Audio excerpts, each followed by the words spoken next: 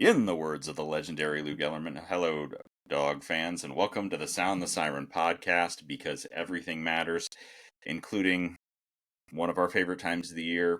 It is time to Doog. I am, as usual, I am your host, Hooligan7. I'm joined tonight by Hood Husky. The DarkerKnight will also be right back, and we expect another of our contributors to join in process, shall we say. But certainly without getting any deeper into the conversation, Hood, how are you doing tonight, bud? I am very good, man. Can't complain. Weather been solid out here in the PNW for a while. Finally got some rain, man. Get some fresh air. Yeah.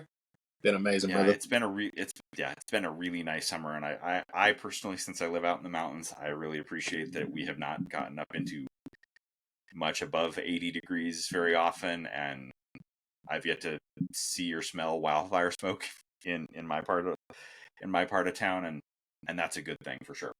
Like I said, we expect the DarkerKnight to be back shortly.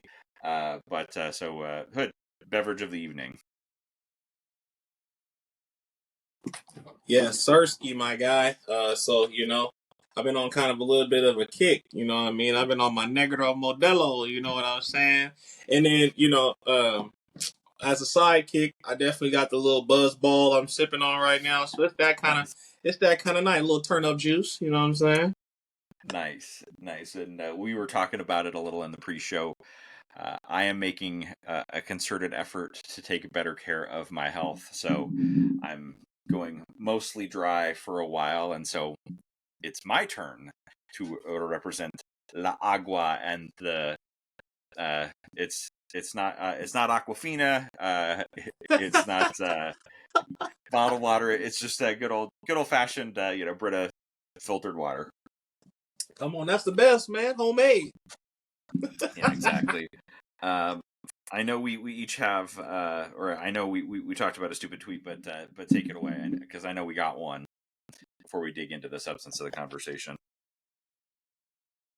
All right, yeah. So mine is it's Evan. So his @ is Evan Knows Ball, which he obviously doesn't.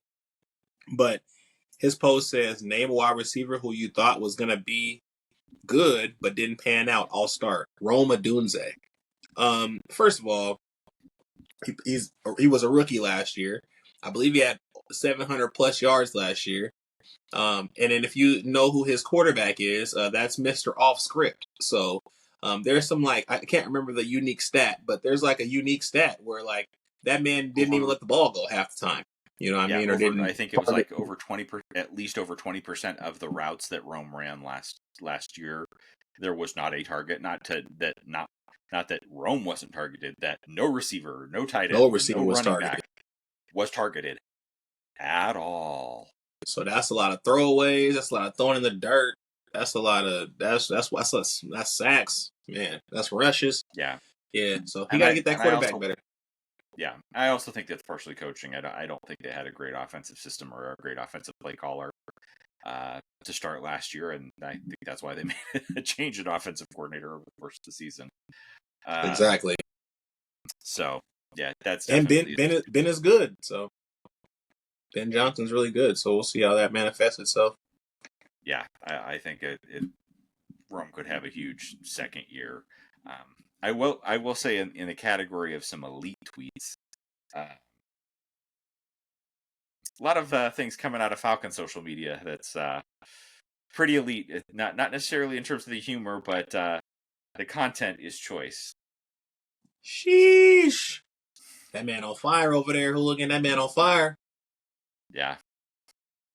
Apologies to anybody that's in a fantasy football league with me this fall, but MP9 is going to be my quarterback.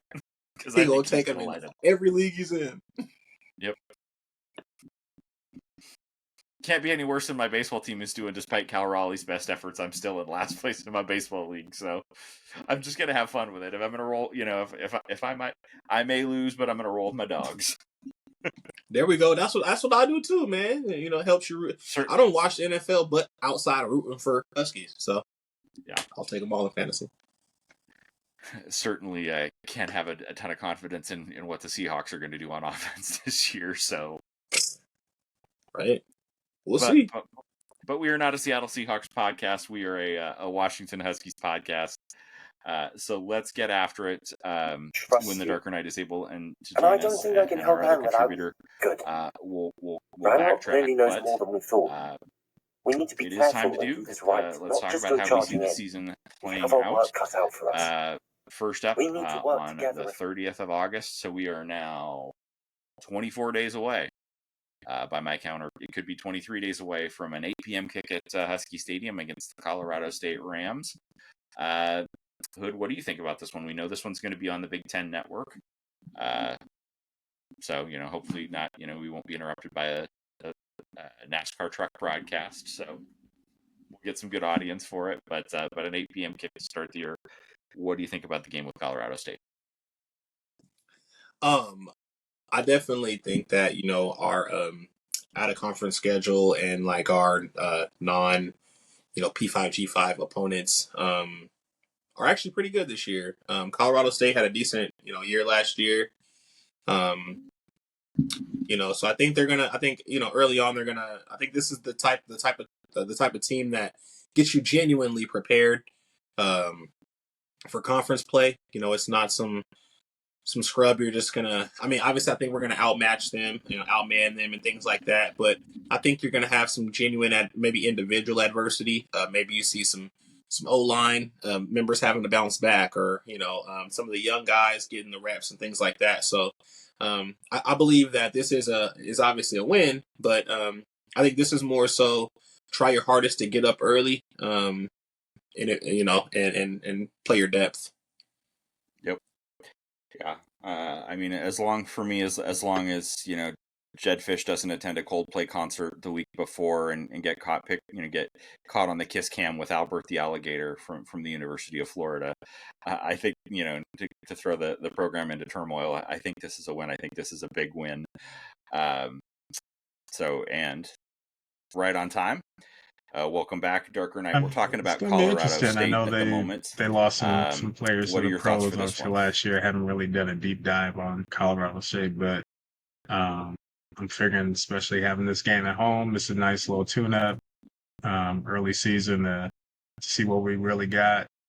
Could be a good chance to play some young guys early. And I'm looking for this game not to be a close game.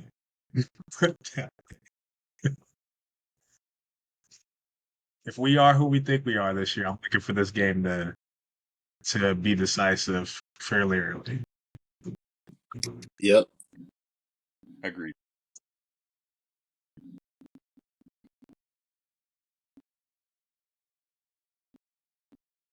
Yep. All right. I think we can go ahead and move along to the following Saturday, which is also an 8 p.m. kick. And will be Band Day, sponsored by Dick's Drive-In. So on your way to the game or on the way home, make sure you get a big bag of Dick's. Also, again, on the Big Ten Network. And I will say, and we're playing the UC Davis Aggies. And unless the UC Davis Aggies come to town and are rolling out actual combines instead of their offensive and defensive line, this is no problem. This is a slam dunk win. We're on easy street. Even with a night game at Husky Stadium, we should be coasting by midway through the second quarter at the latest. But Hood, what do you think about that one? Same thing, man. I think once again, like Colorado State, like the DarkerKnight was saying, Colorado State was doing. They had some NFL players on their team or whatnot. UC Davis, I believe, won 11 games last year. So that's a team that knows how to win. I think they finished second or third in their conference, behind a 15-1 Montana State. So they know how to win, right? So I feel like they're going to come out and try to punch them in the mouth. So I would say maybe first half of the first quarter, or maybe the full first quarter. I think we're going to control the game. But at the end of the day, I think early on this might be a blow for blow, and then moving in from that second quarter on, it's kind of us separating ourselves. But I do think that once again, these first 2 weeks are going to be Solid tests, to be honest with you. They're not, the SEC bums that they play, so for sure. And we are now joined by our occasional contributor, but always welcome, DP. Can you hear us? How are you doing tonight, bud? I can't hear you. I'm doing fantastic. Hopefully you can hear me as well. This $5 Amazon microphone still works after a long time in the shed. We can hear you loud and We can clear. hear you, brother. Welcome back. So we'll play a little catch up. We've already talked a little bit about Colorado State, but what do you think about that one? Colorado State, I can't say that is a team I know a lot about compared to the other teams on our schedule. I mean, realistically, we're not looking at that as a game that there's really any chance of losing. I know that last year they were pretty okay. They went to bowl game, got smacked around by the Miami Redhawks, not the U. So, I can't say I'm aware as to how much they really return from that team. They're usually one of the more decent teams in the Mountain West, but that's not really a team where I would be worried about them just rolling into Husky Stadium and whacking us up. I just don't think they're going to be able to contain the skill position talent this team has. I don't know how much you guys have talked about that so far, but in terms of the skill positions, this team's as loaded as they come. I just don't see a team like that being able to contain us.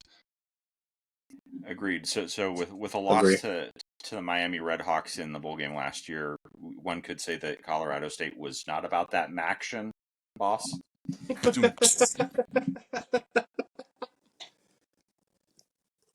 I mean, it wasn't just a loss. They got smacked around, if I'm remembering that game correctly.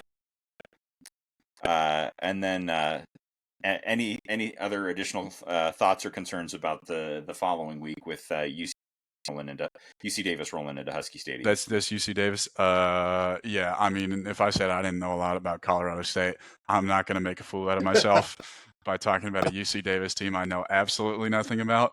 But if we lose that game, Jed should probably be fired just off the fact that it's UC Davis. Yep. I mean, that's just not an excusable game to lose. So win it. That's all I got. Facts. Agreed. Facts.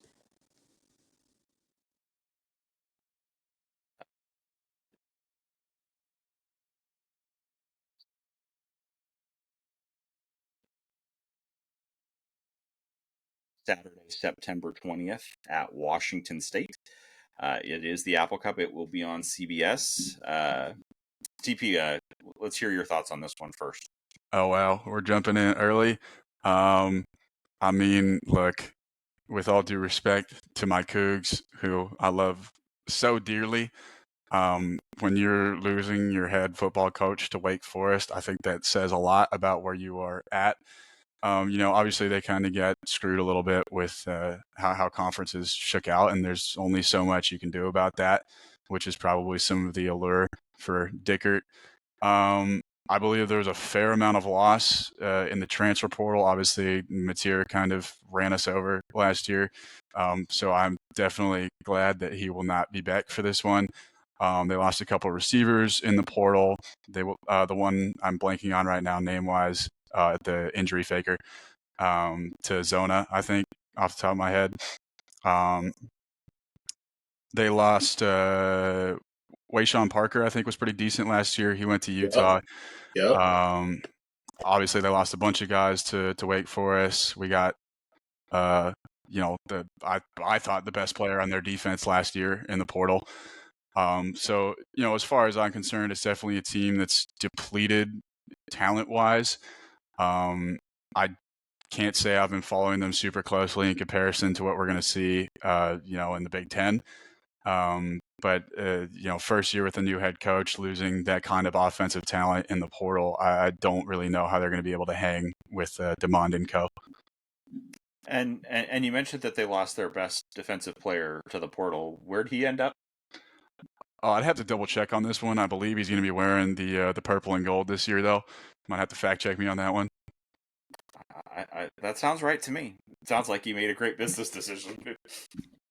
DarkerKnight, how about you? What do you think about a lot of the guys that were here last year had a sour taste in their mouth. That was a game that they definitely should have won. That was one of the sloppier games of the year.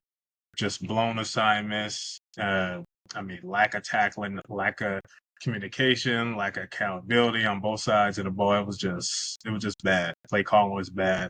And I think that was just a sense of Jet kind of trying to understand his personnel against live bullets and how they'd react. And I think it was just a lot of mistrust earlier on in the year, which led to a lot of miscues and just execution errors, especially in the red zone. How many times we're in position to score or do something and just shot ourselves in the foot, and vice versa on defense, a chance to get off the field and shot ourselves in the foot. Not to mention that long third down they won't talk about. See Wazoo they're excited about this young athletic QB that they have, but he's inexperienced. I think that's something we could take advantage of, especially Ryan Walters. I think that's going to be a heavy blitz game, a game that's sending a message, not only to get some get back, but to show what this defense can be. I'm looking at another blowout.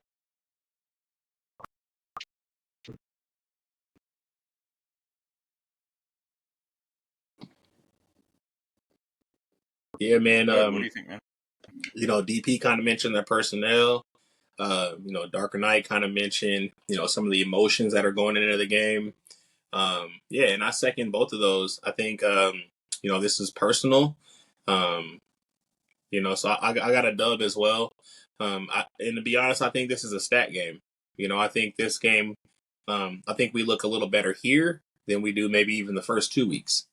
You know what I mean? Just because I think this is just going to be personal.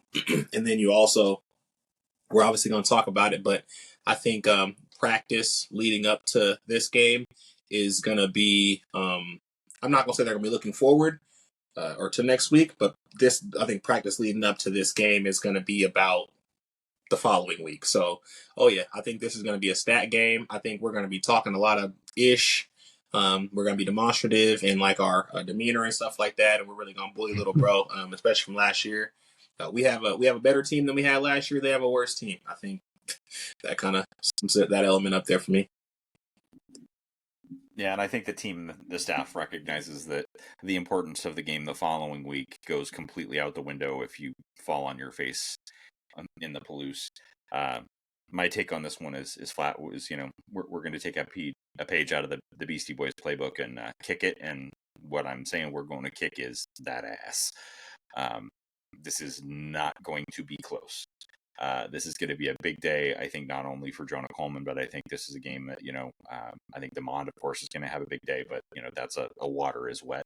Thank you, Captain Obvious statement.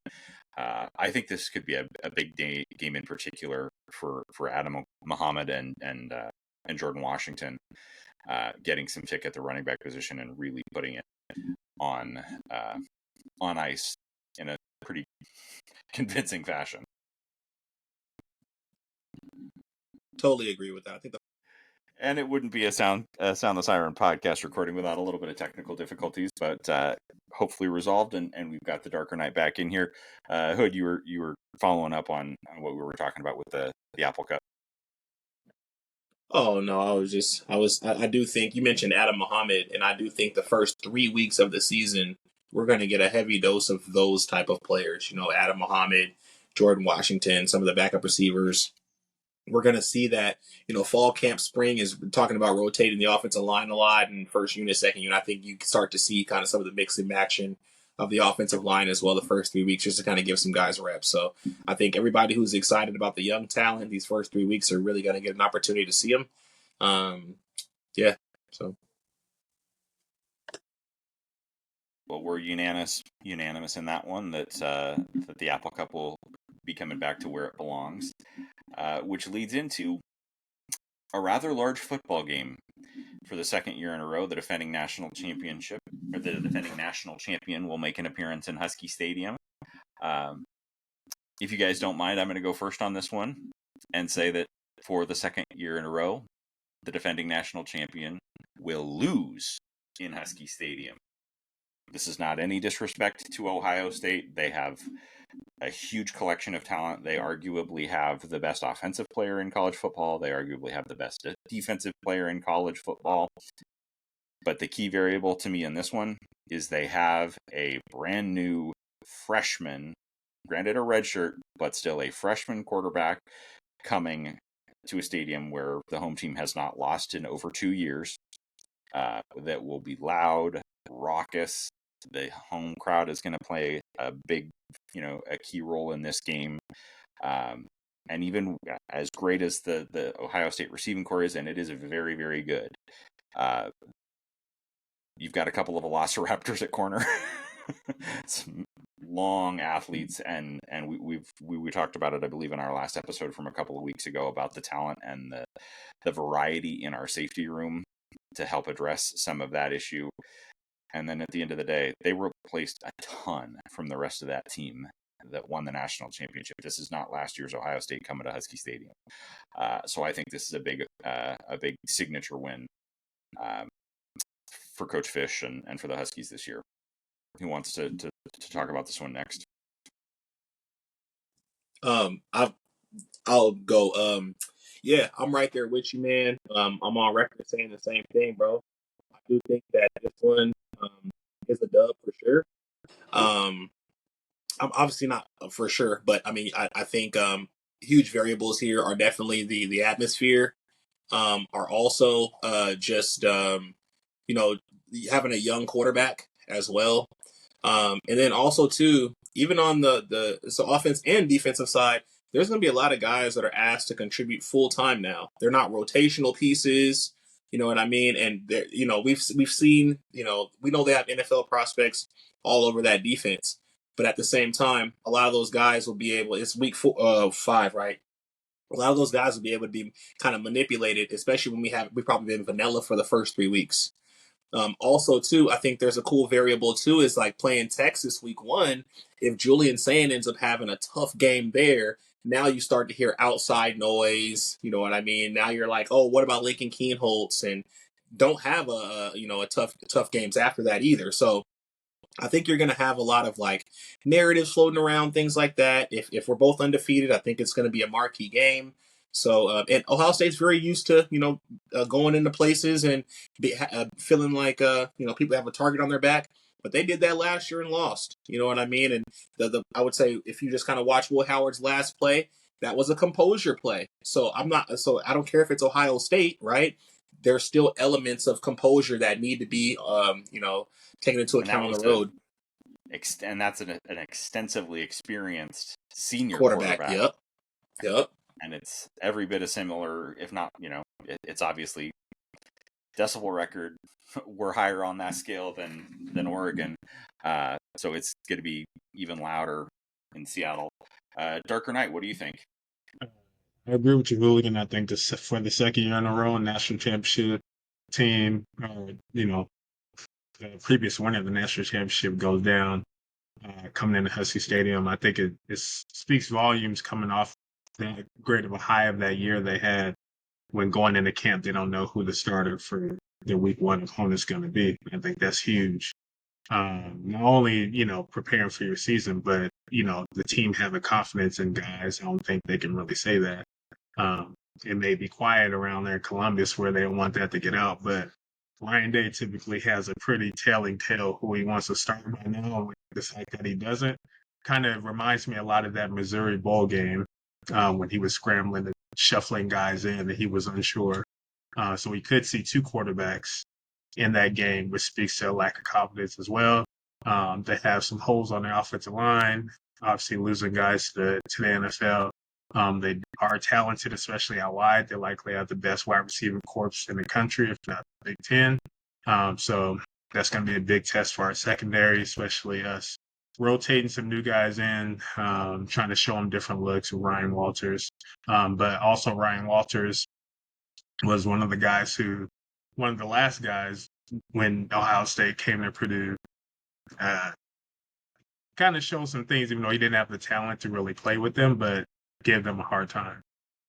So now that he does have the talent to really do what he does, and the fact that if you go back to even when Illinois and Ohio State played, you kind of see he knows how to frustrate Ryan Day. So now that he is familiar with Ryan Day and he has the talent to actually do what he wants to do. I think defensively is where we're going to see the biggest jump moving forward in the year in this game, because guys are going to be up for this game.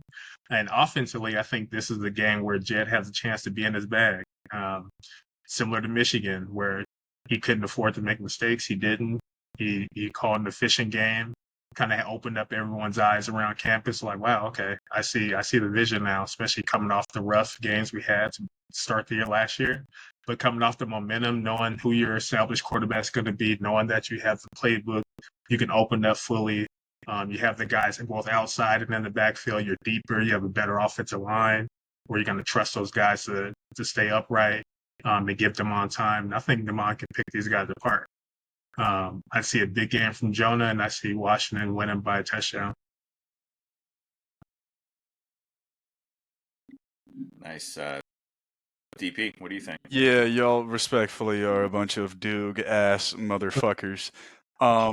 Look, I think there's really two aspects in college football where such a significant difference in team talent can be overcome, and that is the defensive coordinator being capable of, causing issues for an opposing quarterback, and then obviously the quarterback position.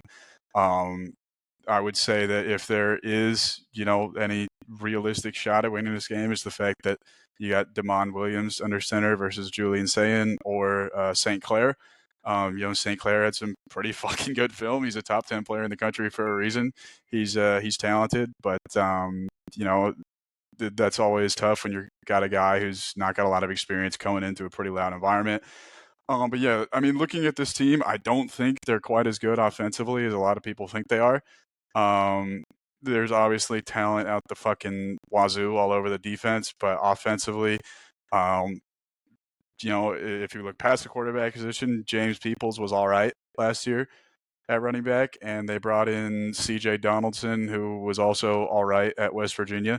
So, it's not that they have nothing there and they're going to be running behind a pretty talented offensive line, but it's not necessarily the group I think you'd expect from Ohio State when you're talking about Quinshon Judkins and Henderson last year, because those guys were freaks. This room is just not up to that caliber. Wide receiver, we don't play Indiana this year, but for my money's worth, I still, I talked about their depth last year. I think that's the best wide receiver group in the conference. I would put this at number 2. Realistically, Jeremiah Smith is obviously, everyone knows how good he is. He's unbelievable. Carnell Tate was pretty good last year. Behind them, there's really not much coming in terms of experience. So there's a lot of guys who are, pretty high caliber recruits, a bunch of 4- and 5-star guys. So they had the prospect pedigree, but we haven't really seen anything outside of the top 2. The reason I picked Indiana is because they have 6 different guys who have, shown it in a college game. It's just depth out the ass. Tight end is going to be interesting. They brought in the tight end from Purdue. Might have to correct me on the pronunciation here. Max Clair. Yeah. Max Clair. He was actually pretty good last year for Purdue. So I actually thought that was a pretty key pickup for them, because that's a position where, in my opinion, they don't really have much else. Jelani Thurman was a pretty big recruit. We didn't see a ton from him last year. I forget the name of their backup tight end, Will something, but he played a couple games last year. He also didn't really do much, so it's really Claire or bust. On the O-line, this is kind of the other area I think in college football where you can see a lot. It's not quite as inexperienced as you would think, because they had so many injuries on the line last year. That was kind of their big narrative of the season, is I think they played, 8 or 9 guys, 200 snaps. A bunch of guys got reps. And so because of that, there's guys who have a bunch of starts with Shabola and Tinsman. There's a couple starts for Luke Montgomery and whoever, that kid they got at right tackle. He's all right. And, these guys are obviously all high-rated recruits. But, again, there's not a ton outside of Shabola and Hinsman that is actually career starts that have been graded particularly well. And then they brought in a transfer from Rice to play left tackle. But, he's in a kind of bad offense. So I think they're hopeful that, hey, if you put him around more talented guys, maybe he could turn it around. Honestly, his pedigree at Rice was not all that good, and you're putting that kid at left tackle in Husky Stadium with a freshman quarterback. And again, this is Rice. Yeah, and it's Rice. Football power, Rice University. And again, you want to talk about the defense. Like I said, in my opinion, probably the top 3 collection of defensive talent in the country. But notice that I said talent. If you look at the D line, they lost their entire line to the draft last year, which is a big part of why they're so good. They didn't really add a lot on the interior in terms of the portal. Houston, super talented, kind of has a tackling issue, but that dude, he played a little bit. He's more of a pass rusher, in my opinion, on the interior than he is a run stopper, so that'll be an interesting matchup. He just got hurt, too. Oh, he just got banged up? Yep, he just got banged up. I was going to say, that's big for them because McDonald, he's going to, eat some bodies up. But past that, Malone is transfer from Ole Miss. He didn't really play last year. There's not a lot of other snaps there.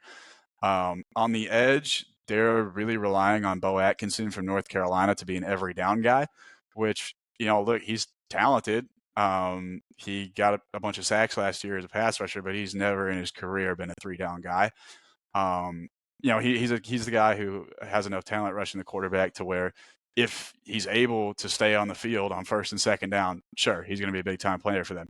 But if not, they brought in FCS kid Logan George, who I think was pretty good last year. I will not lie and tell you I watched Idaho State play last year. The reports are that he's a pretty good player. And then behind them, it's kind of the same story. You have high caliber recruits in Jackson and Caden Curry, who didn't play a ton last year.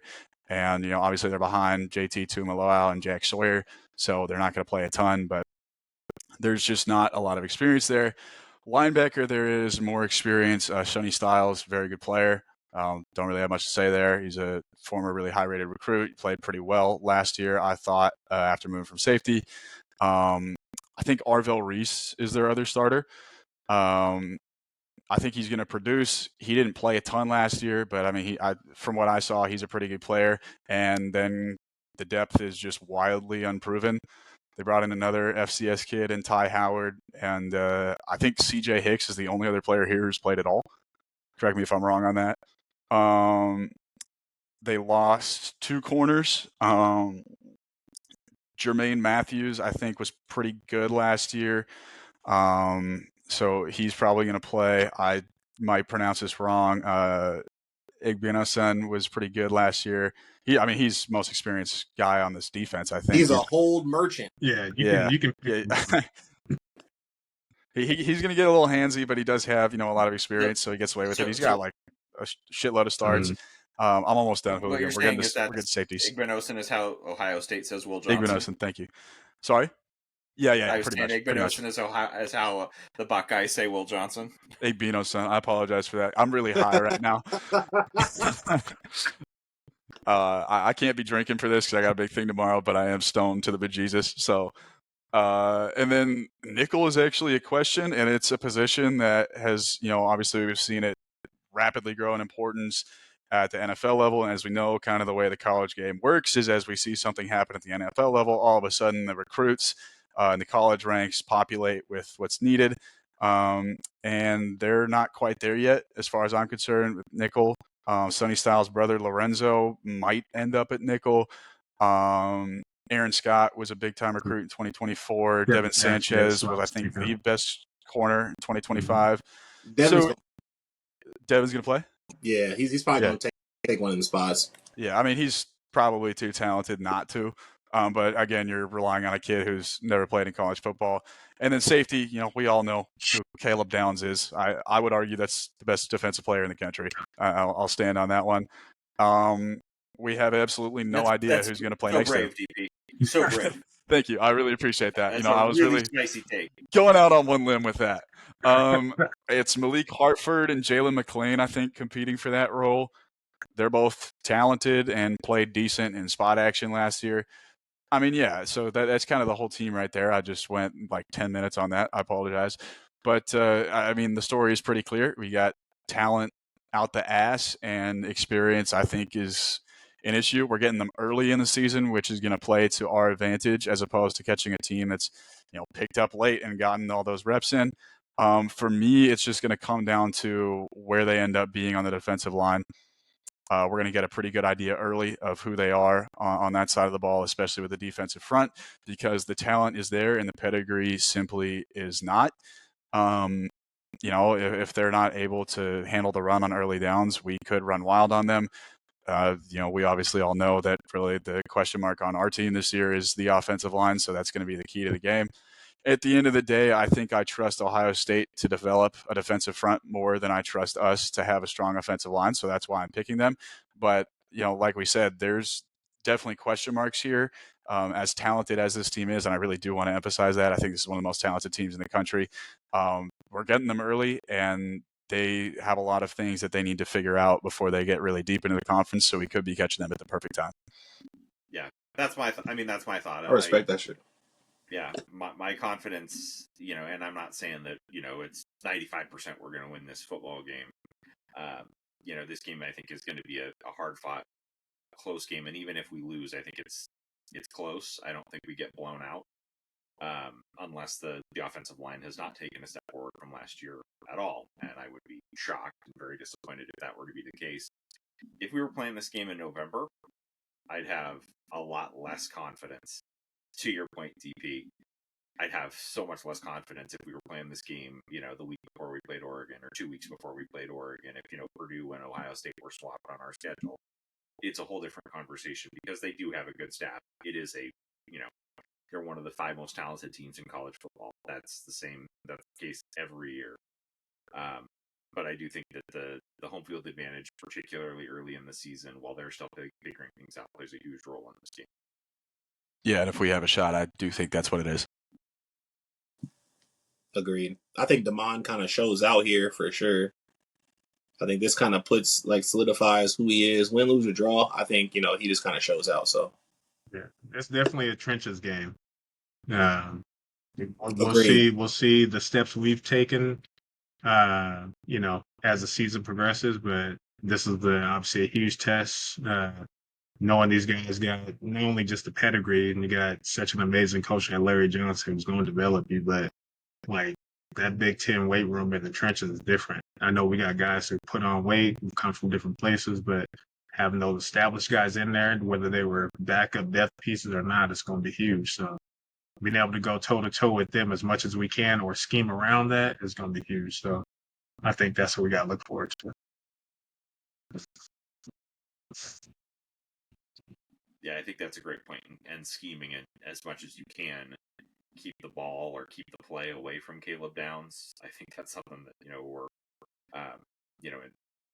with scheme, really make him make reads and move him all over the field and see, because we have skill, we have skill position weapons. We can mess with people. There's talent. But let's go ahead and move on to the first road trip of the year. Obviously, we're coming off a season where the road was not our friend, and that's an October 4th trip out to. It's an October 4th trip out to College Park in Maryland to play the Terrapins.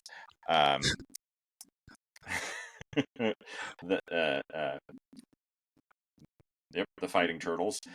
Who wants to go first on this one? Yeah, I'll take this one. There's probably an argument this is the worst roster in the conference.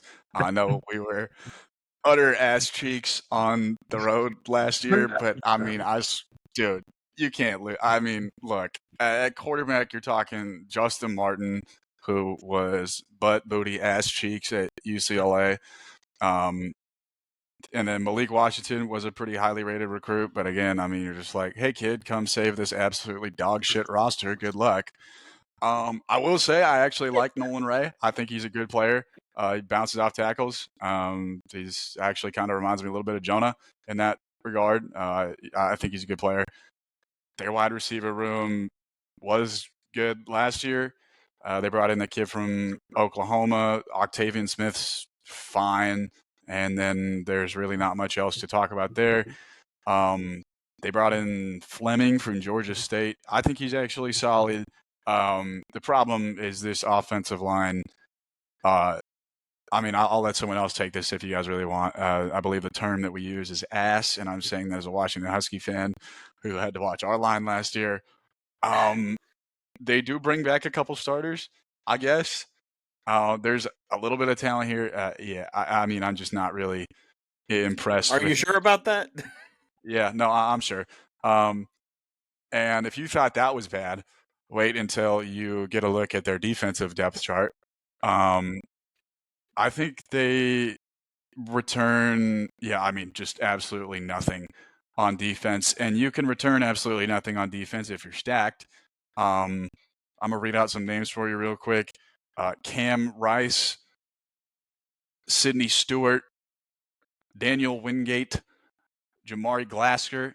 You don't know any of those names, and that's because they're nobodies.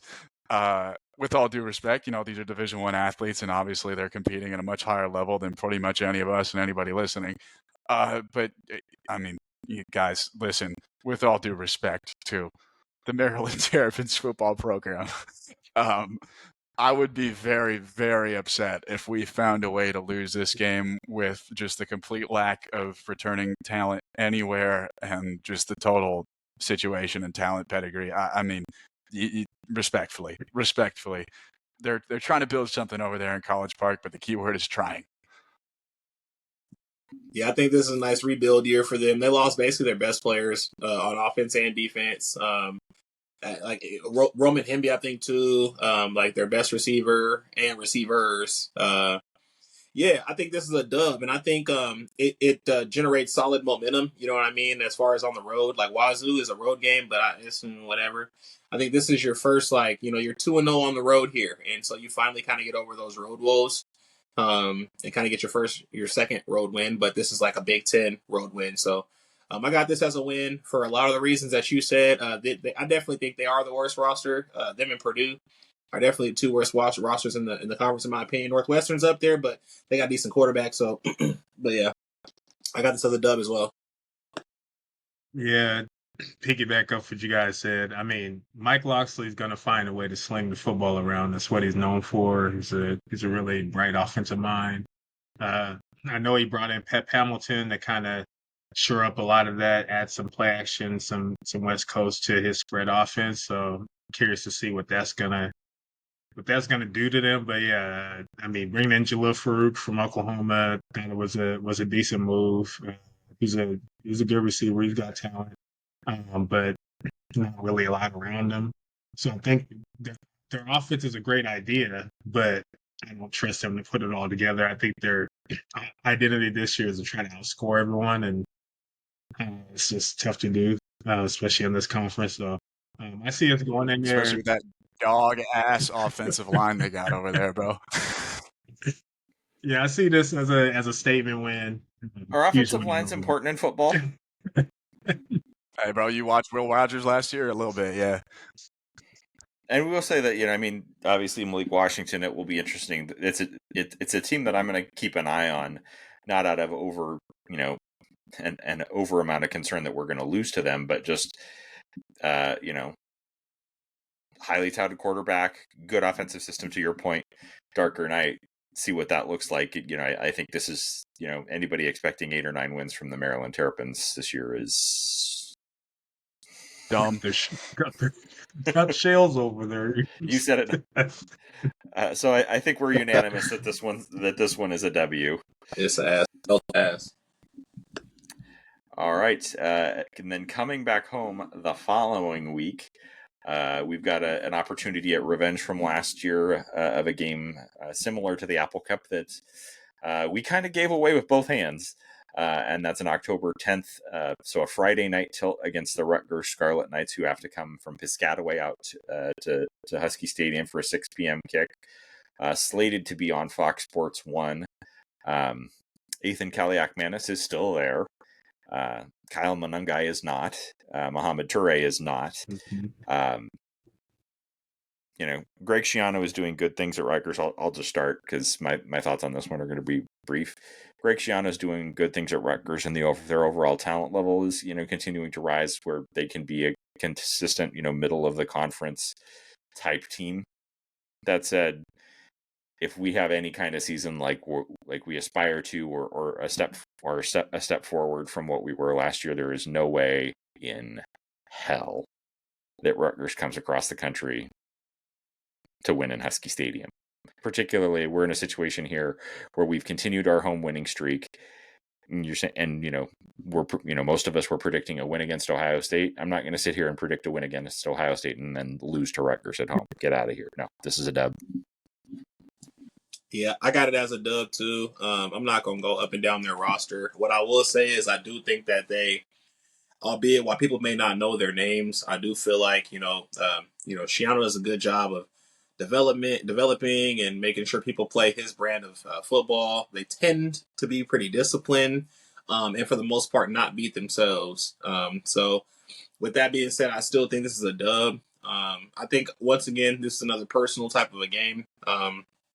Those two, that Wazoo Rutgers game last year, I think just were thorns and fish aside, and I think it kind of messes Mojo up a little bit, in my opinion. So I think there might be something a little personal there. But even if there's not, I think that our home field advantage, our talent gap is definitely gonna lean on them for sure. So I got this a dub as well. I mean, we outgained them last year by 200 yards.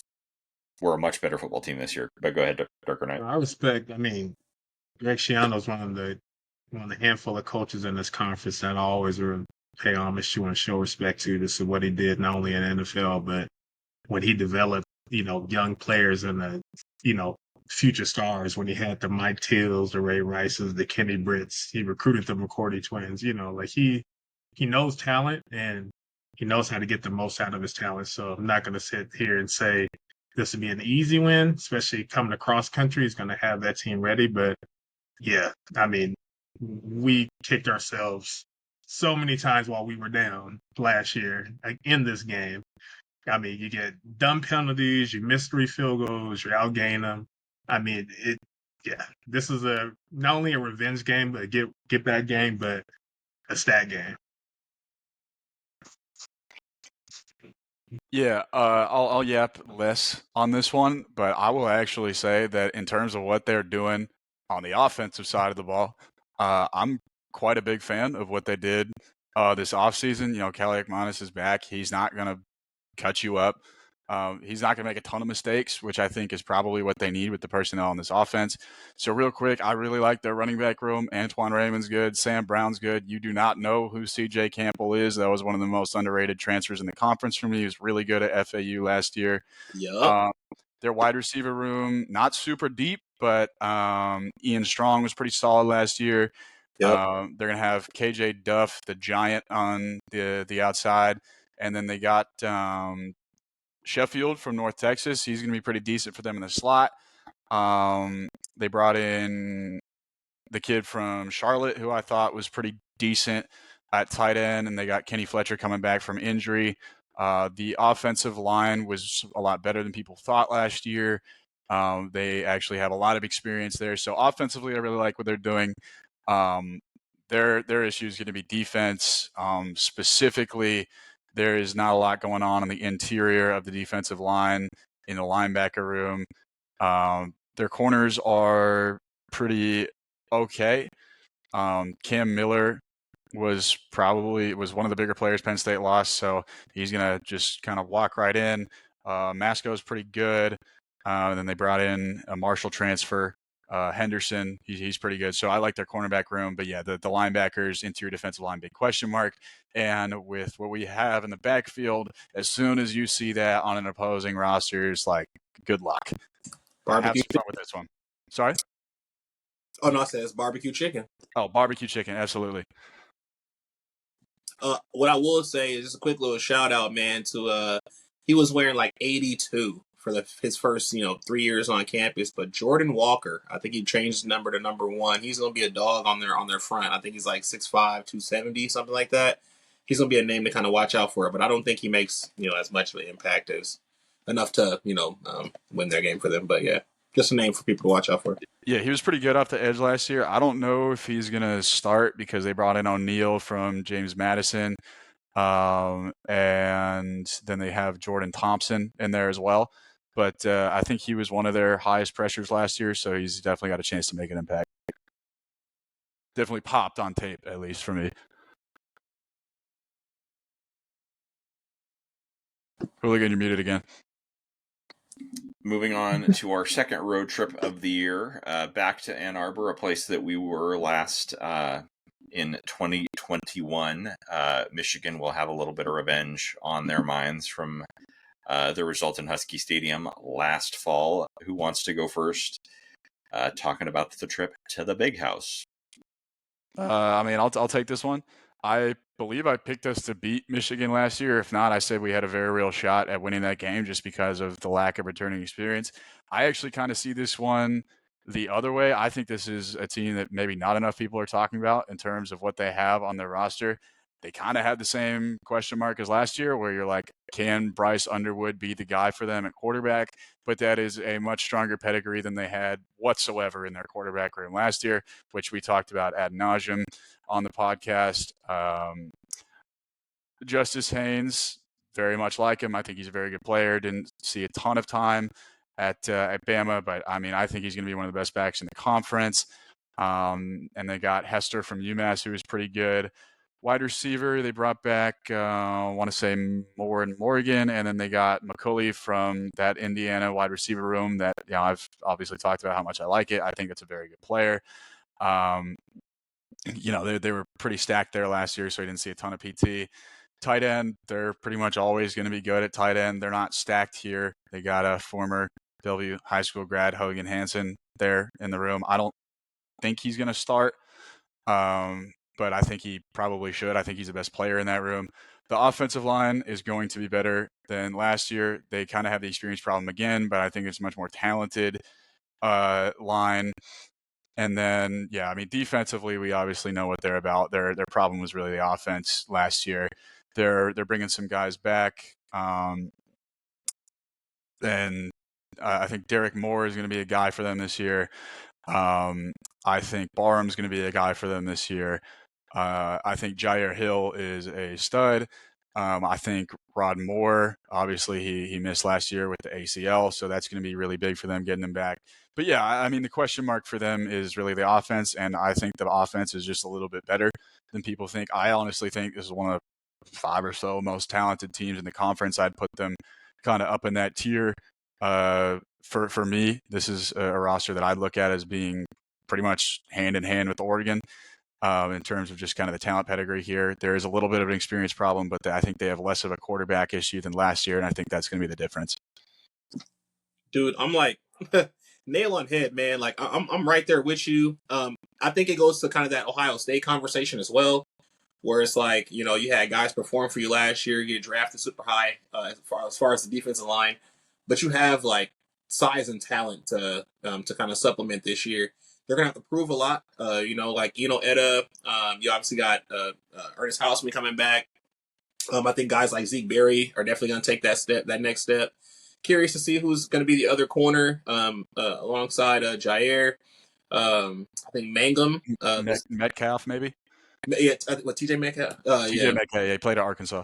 Yeah, so you got TJ Guy, you add a true freshman like Andrew Marsh. So I think they have like scattered athleticism that is a little bit better than last year. I think last year they were really slow, which is why like Khalil Mullins was dominating up until our game, but he just was too slow to make a real genuine impact in like yards per carry type thing. So I actually think I oddly think they're a better like talented team, but I think I don't think the discipline is necessarily going to be there on offense. So, but I do think the road woes show up here again. And I do think that Michigan takes this one. For sure. I got Michigan here. I would say maybe a close game, or they might pull away late and win by 2 possessions, maybe like a 7 or like a 10 or a 13 or 14, something like that. Yeah, I had this as our first loss of the year. Playing in Michigan, obviously experiencing the Big House is not the easiest place to play. I think a lot of those players with their second year with Wink Martindale as a defensive coordinator, he's going to be a little more exotic. They're stronger on the edges this year, even though they're weaker interior on defense. So I think he's kind of plays in their hand with the packages he likes, the blitz packages that he likes to play, which is nice. I'm not really confident about the quarterback situation, where I think that's where we have a chance to stay in the game, because I do think they're going to give us the ball, give us opportunities to to score. So I think their only shot is really to limit the amount of opportunities we have by running the ball, which was the strategy last year, even though we stepped up big. So, like I said, this game, similar to the Ohio State game, is going to come down to the trenches. While I'm not worried about our interior depth, our depth on the outside, not being able to generate a pass rush with reliable guys on the outside, I think is going to bite us in this game. It's going to force Ryan to kind of have to adjust what he wants to do as far as attacking them, which opens the gate for them to slip screens, get the ball in the backs of space, things of that nature. So I think it's a close game, but I had Michigan pulling this game. Yep, I agree. I think this might just be a little bit too high a hill to climb, even with a distinctly improved Husky team. And I think one of the other things to this is they've got one of the, if this is a close game, close games, you get even a little bit more of an edge with the home field advantage. And they've got one of the best kickers in the country. And, if this game is close late and he's got to make a kick to beat us, sadly, I think that's probably pretty likely to happen. Or, it could be a game where, we lose by 6 and it's 2 Zavada field goals late and there's certainly enough on their defense, even with what they lost, that I'd be shocked if this is a shootout. I'll put it that way. I think this feels to me like a 20-13, 24-17, 24-21, 27-21 kind of game. And just so we're clear here, right there yet. The Big House is a brutal environment to play in. We haven't really touched on that. This is a very, very difficult place to go on the road in college football and win a football game. So even if we had the advantage of the matchup, this is not an easy one just off that. There's also an element for me too, is that, they did one hell of a job surrounding Bryce Underwood with, help. You got that 1-2 punch at running back. Not only that, but you still got Davis Warren, I believe, on roster, right? You also, I believe, have Keene. You brought in Keene from Fresno State. So the floor in that room definitely rose. But then you got 2 seniors that are kind of helping this guy along. Obviously, Jaden Davis is in the room too, but 2 seniors helping this guy along. Your recruiting class benefited the wide receiver position in the portal as well as high school. So I think Klein as well at tight end is probably going to get some looks too. So I think they have significant amount of help around Bryce. So even if he's, struggling in the game, this, that, and the other, I think he can, they'll be able to supplement it with that run game, with the quick game, things like that. So they got enough help around, in my opinion. Like I said, I did call this one a loss. I will say that there is a little bit of a kernel of hope in, or kind of an element that we need to keep our eye on is how things go for them the preceding week. They've got to come across country to play at USC. I think USC is going to be a distinctly improved team this year. So they do not have a cakewalk by any stretch of the imagination the week before. But I do think they've got enough this year to get us, and I think we're all in agreement, unfortunately, that Michigan's going to get us this year. That's a good point. That's a good point, Hooligan, because I think if Mikey Keene is starting, I think they have a better chance to win. If they're throwing the freshman out there that early, I think something went wrong. So I don't think the plan is to start Bryce not this early in the year at all. And that's why you bring in a Mikey Keene, even though you do have a veteran quarterback room. You might sprinkle him in to use his athleticism at times, kind of what we did with Damon, but I don't think they want him to start this early. So if he's a starting quarterback, I think that bodes well for us, and I think it's going to be a much tougher game for them. So keeping Mikey clean, having that veteran presence is, I think, something they're going to rely on, especially early in the year. Yep. Progressing on. So I just mentioned USC or Michigan's got to travel across the country the week before to play USC before they play us. We obviously are traveling across the country to play or most of the country to play Michigan, and then we're back home for homecoming at Husky Stadium against one of the kind of preseason darlings or watch out for this teams in the Big Ten in the Illinois Illini on October 25th. What do we think about this one? Definitely going to be our toughest stretch with it. Our toughest 2-game stretch, in my opinion. Illinois definitely has a lot of talent. they're preseason darlings for a reason. You could see it in their games last year. Although they did, kind of get taken to the woodshed by Oregon last year, you could kind of see the pieces that they're putting together. They're kind of rebuilding for that next year, kind of similar to when we had that jump from 22 to 23. This is supposed to be their year. So they're going to come in. I think it's going to be one of the closer, more exciting games of the year. I think this is a game we pull out, especially at homecoming. I see Grady Gross hit the game-winning field goal to end the game. Yeah, I'm not as high on Illinois as everybody else. I do think they are a little fool's gold. They talk about their returning production and things like that. It's majority on the offensive line and quarterback. And I think they return their tight end and then their whole running back room outside. That's not a good thing though. Just so we're clear. At all. Josh McCray left, went to Georgia. Their running back. But they do have a three-headed monster: Adam Lawfully, Khalil Valentine, Caden Fagan coming off an injury. So I think they're going to lean on teams with that offensive line. They are phenomenal at pass blocking, but I watched them last year, and they're not so great at opening holes. And Caden Fagan is not so great; like he doesn't have phenomenal burst. So I do think that they're going to struggle to run the ball, even though they have a three-headed monster there. But I do think they have a phenomenal offensive line. Now moving to receiver, you lost Zachariah Franklin, you lost Pat Bryant. Those aren't just scrubs. You know what I mean? Those are guys that potentially can make NFL rosters. And I don't think they have anybody in those rooms. Now Malik Elzy, he was somebody that I was going to put in my breakout series last year. He's a dog. I think Colin Dixon's going to step up. I forgot the other receivers, other young receivers' name, but they have talent there. But I just don't think their pass attack is going to be enough, and I don't think their offensive line is good enough run blocking. And then now switch to the other side of the ball. You lost Seth Coleman, who made Gabe Yakis' job significantly easier. I think Seth Coleman is now on the Seahawks, I believe. So that's another NFL player that you're losing on the edge. Who did you replace him with? A guy you're trying to develop in your process. Gabe might have to do that on his own. Now I do think that they have a top 5 to 10 defensive back room. They're got about 3 safeties that are legit, 2 corners that are legit. Caleb Patterson, Torrey Cox, Matthew Bailey, the Scotts, Miles Scott, Xavier Scott, and Miles Scott are ridiculous ball hawks.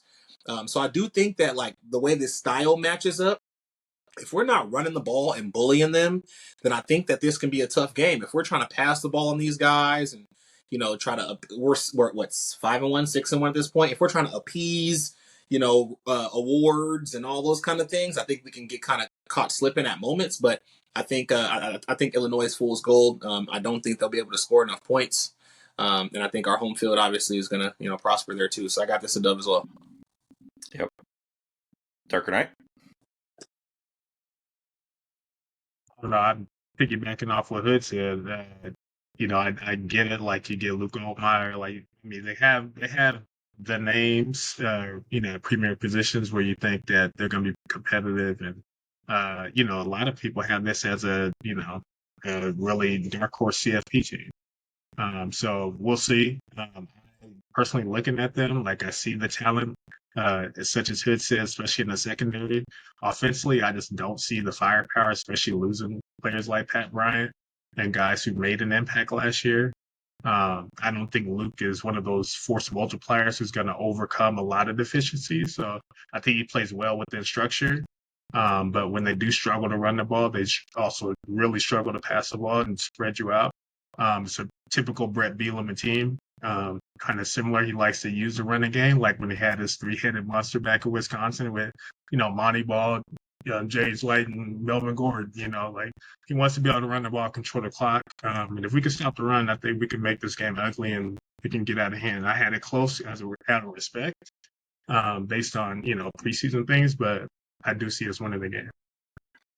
DP. Yeah, this is an interesting one. They obviously are getting a fair amount of preseason hype. I think it's as simple as, they won 10 games last year. When you look at the sheet, you're like, okay, they returned a lot of production. I think Hood kind of hit it on the head. I don't know what their offensive identity really is, in the sense that, Luke Altmaier is a guy who has started a lot of games. in this conference, and he was pretty solid last year, I thought. Their running back room is very, very good. I have pretty much no concerns about what they're going to do there. They did bring in Hudson Clement from West Virginia at wide receiver, and I think there is talent in that room. So if they're the team that everyone seems to think that they're going to be, I think it's just going to be the guys who were on the roster last year in that room taking a leap. So he touched on Elzy and Dixon. And I want to say, I forget the Hank kid's name. Beatty. Hank Beatty, that's right. Yeah, thank you. Yeah, that's Yeah, what I yeah. missed. Beatty. Yeah, he was there. I don't know, he was like their number 5 last year. So yeah, if one of those guys takes a big step forward, we're looking at something. Their tight end situation, butt water, not good. I really don't know what's going to come from there. And yeah, like Hood said, I mean, it's an offensive line that does return a lot of experience. People are talking about them. You know, you return 5 starters, you're just kind of naturally in college football going to think it's a good line. I don't know that any of them were particularly fantastic last year, which kind of stings me to say when you have a Husky legacy starting at center. But yeah, I mean, none of these guys were big-time recruits. None of these guys have really dominated out there on the field. But there is something to be said for being a cohesive unit and kind of having that experience. So I would put them as probably a mildly above average unit. I don't think they're going to be anywhere near the top of the conference like people think they are. And then on defense, yeah, I really like their starters in the defensive back room. I do not like what they're doing at linebacker, which again, we got Husky legacy number 2. So that one is also a little bit tough, but there's not a ton returning here. I don't really love any of their options. I think they're going to be okay on the edge if Alec Bryant is who they think he is. That's kind of going to be the thing. Is he, you know, the big time talent that things didn't really work out for him at Tech, or is, you know, he the guy who just wasn't able to crack it there? It is a little bit more of a 3-4. So I guess we'll see what they do on the interior. James Thompson played a fair amount at Wisconsin. So we've at least seen some from him there. And then they brought in another Wisconsin kid in Neal. And then the other guys who could get run is Farrell and McCullum, I think. And then Gentle Hunt was that was their, I want to see that was their big transfer last year. So we'll see with that. I mean, yeah, look, naturally you go on paper, you say, okay, well, they're returning all of this experience and they won 10 games last year. It seems like it's a program that's on the right track, but this is Husky Stadium and, you know, maybe they've figured out who they are as an offense at this point in the year. Maybe they've figured out, you know, that what on earth their pass catchers are going to look like, because I really have no idea here. This is as big a question mark for me as anybody in the conference. I think they're going to be a good team. Quite honestly, I don't think they're winning 10 games again. I think they take a step back. I think people just kind of look at that trajectory and automatically get excited. Oh, we have a third-year returning starting quarterback and a tough conference, and we bring all this experience back on the O-line, and well, that is a good combination. I don't necessarily, nothing I see here on tape really blows me away and makes me think that this isn't a team that we can compete with or beat. So for me, this is a win. Something also to take into account is I think this is like outside of USC, this is like their. Oh no, they play Ohio State the week before us too. That's the point that I was going to make, is that like we're not the only team. Yeah, that we're not the only team coming off a big game the week before, and granted they get to host Ohio State, but that's no easy mark, no layup by any stretch of the imagination. And I think to the point that we were kind of talking about with Altmaier, like he's a good quarterback, but I think the thing that kind of stands out to me is like I think Luke Altmaier is a good Big Ten quarterback. What a good Big Ten quarterback is relative to actual good quarterback in college football, there is a difference. How many times did we see it in the Big Ten, even in the Michigan Ohio State games, where it's like, oh yeah, these are really highly touted quarterbacks, but slog fest. I mean, you could look at last year, or even previous iterations of that game. I do think, I don't think we're going to blow them out, but I think this is something that we could win somewhat comfortably. And to the point of like, yeah, they brought some talent in at receiver and they're counting on the development, and they do have a good quarterback and a line that's good at pass blocking. But there's also there's very intentional reasons that our coaching staff continued to pursue and brought Takario Davis to Washington, brought CJ Christian to Washington, brought Alex McLaughlin to Washington, brought Rashawn Clark with them from the University of Arizona, and who should have been here to begin with. And again, what the hell were Courtney Morgan and Kalen DeBoer thinking in that regard? But I do think that this is a game that the Huskies get it done, and we bump it to this would be 7-1 going into November, which would be a fun way to start the year. Any final thoughts on the Illini before we move on to the Battle of the UWs? Fake ass UW, bro. Miss me with that shit. Seriously. No, we know. When your nickname is something that I'd rather drink than be a fan of your teams, to which I'm referring to Wisconsin, who whiskey, but with a C. So it is a November 8th game in Madison. Certainly, Camp Randall, one of the premier stadium experiences in college football, and particularly in the Big Ten. It's one that is on my bucket list to attend a game there.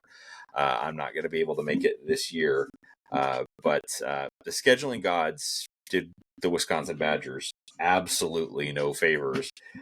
They may or may not be head coach shopping by that point in time. But before I give my thoughts on this one, I will yield the floor. Who wants to go first on the Wisconsin versus Washington? And by the way, I will say the last thing that I will say before I hand it off: the University of Wisconsin has never beaten the University of Washington in a football game. That streak continues. I think it's Camp Randall. I mean, similar to the Big House, is one of the toughest places to play.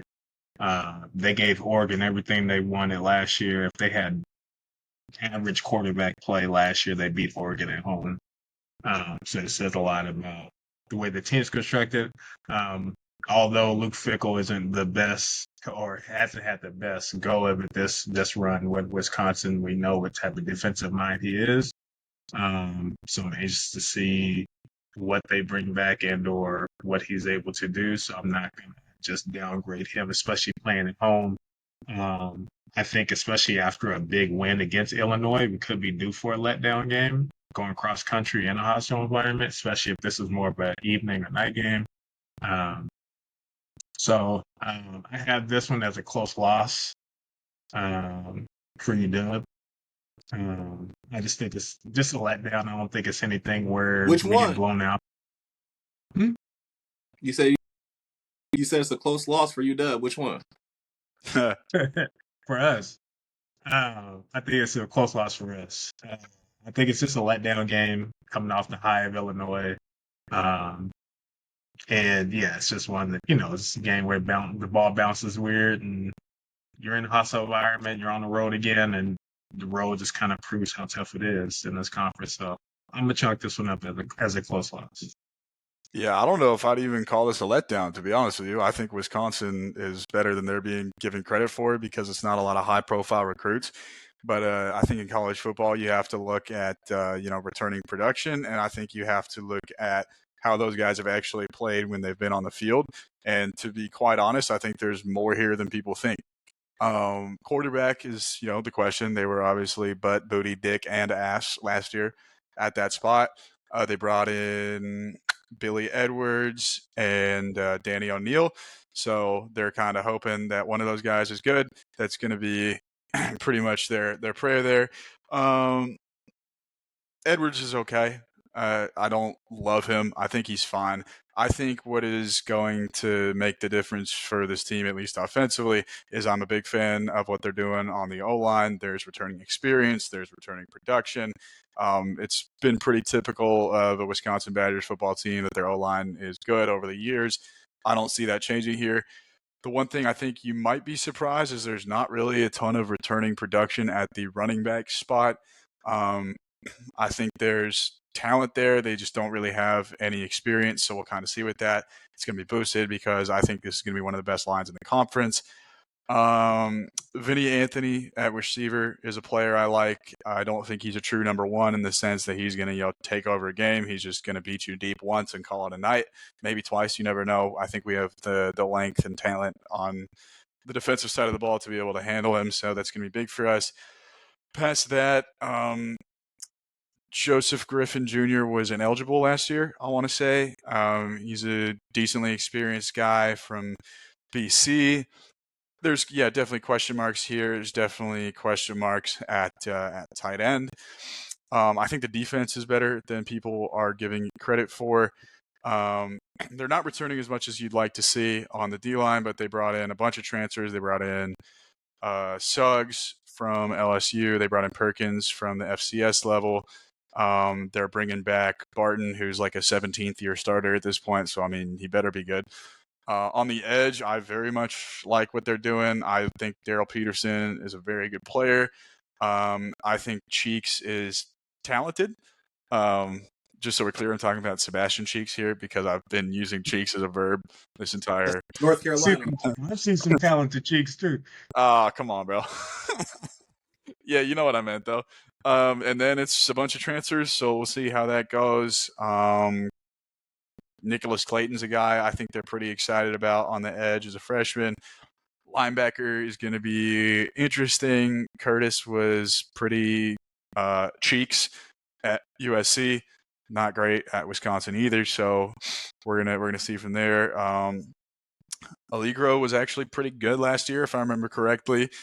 At corner, I think they're pretty decent. They're bringing back Holman, and then we're gonna kind of see what they do at the other spots. I remember they just could not force a turnover to save their life last year.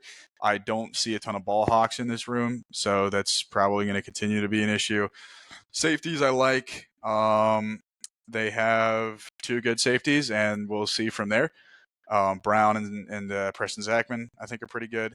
Yeah, I mean, I think in terms of just kind of guys who have proven it at the college level, this team's better than people think. I think they're getting a little bit underrated just in the sense that there's not a ton of talent here that just absolutely jumps off the screen at you. They're not going to, just come out and absolutely destroy you, but it's a tough place to play. You're catching them, in November. The weather is not going to be fantastic. And yeah, I mean, at the end of the day, I just really love their offensive line, and I think they're going to be able to do kind of what they want with regards to that. I actually, to be quite honest, I see this as a loss. I think this is a winnable game. I'm definitely not going to sit here and say I had it chalked as a loss, but I think this is a team that's better than people think they are, and I think they stand a very, very real chance of beating us at home. I think this is just road woes again, right? And I go back and forth between this game and UCLA. I think UCLA has more talent, but I think Wisconsin has the more hostile environment. And I do think that for the lack of talent, they at least have some form of an identity. I think UCLA is just going to be a talent mash together. I mean, by the time we play them, I would assume that they got a little bit of their stuff together. But I have Wisconsin in this as well. You're mentioning ball hawks. We really need to. Ricardo Hallman had, I think, 8 interceptions 2 years ago, and then just was targeted all last year. So definitely going to need to see him kind of step up. But regardless of that, I just think that there's at least some continuity there. There's an identity here, and then just once again the road woes. So I think they bite us in the ass here, and we lose. To what DarkerKnight said, I think this is just an ugly ass game. I think this is like a Rutgers type of game. People drop passes. There's fumbles. There's red zone woes. I think it's just a bunch of fluky stuff. But they earn that. So I got Wisconsin in this one. Yeah, I will say before I give my prediction, I do want to call out. Yeah, I think this is probably the end of our toughest 3-game stretch of the year. When you look at our schedule, it's at Michigan, home for Illinois, and then on the road to Madison. With that said, and the one kernel that gives me some hope in this game. Let me hit you with the stretch that Wisconsin is going through leading up to this one. October 4th, at the at the Big House. They're at Michigan. October 11th, they're home against the Iowa Hawkeyes. Not an easy out by any stretch of the imagination. They follow that up with, on October 18th, home against the Ohio State Buckeyes. The following week, on October 25th, they travel across the country to play in Eugene, Oregon. So you've got at Michigan, home for Iowa and Ohio State, at Oregon, Washington comes to town. And the fun continues for them because the following week they go to Bloomington to play at Indiana. and then they're home for Illinois. Like somebody and then they close out the season at Minnesota. Somebody in the Big Ten office hates the Wisconsin Badgers because that is just Yeah, we got some Golden Gophers fans in the Big Ten office. Oh, and not to mention that 2 weeks before they play Michigan, they have to go to Tuscaloosa and play Alabama. I mean that one's on them. That one's on them. We're not playing for conference. But you dug your own grave there, respectfully. Yeah, but the rest of that. So, Hood, to your point, I'm going to be the contrarian here, and I will actually say that this is one that where we show some progress and maturity as a team. And against a DP, to your point, I do think Wisconsin's better than advertised, but I do think to some extent the schedule and that Murder's Row that they have to play for a while, or if not Murder's Row, but that's most of with the exception of Penn State, that's most of the good programs in the Big Ten that they have to play this year and basically consecutively. I think we take a step forward and win and find a way to maybe win an ugly game.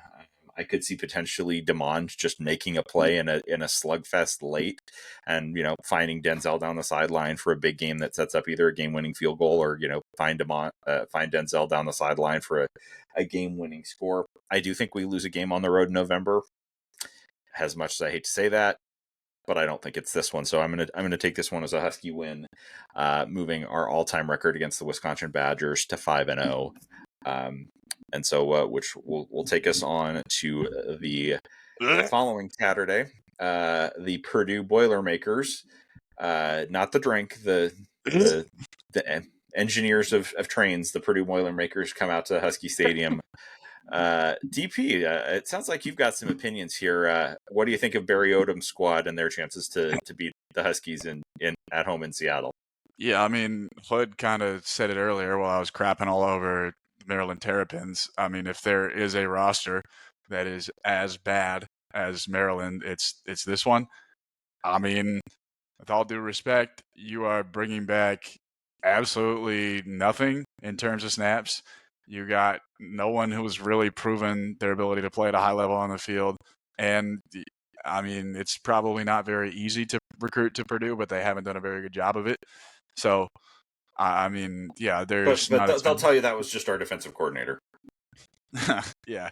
I mean, Ryan Brown went to North Carolina and then back to Purdue, so I guess that's going to be their starting quarterback. They do have Makavi coming back at running back, so I'll give them that one.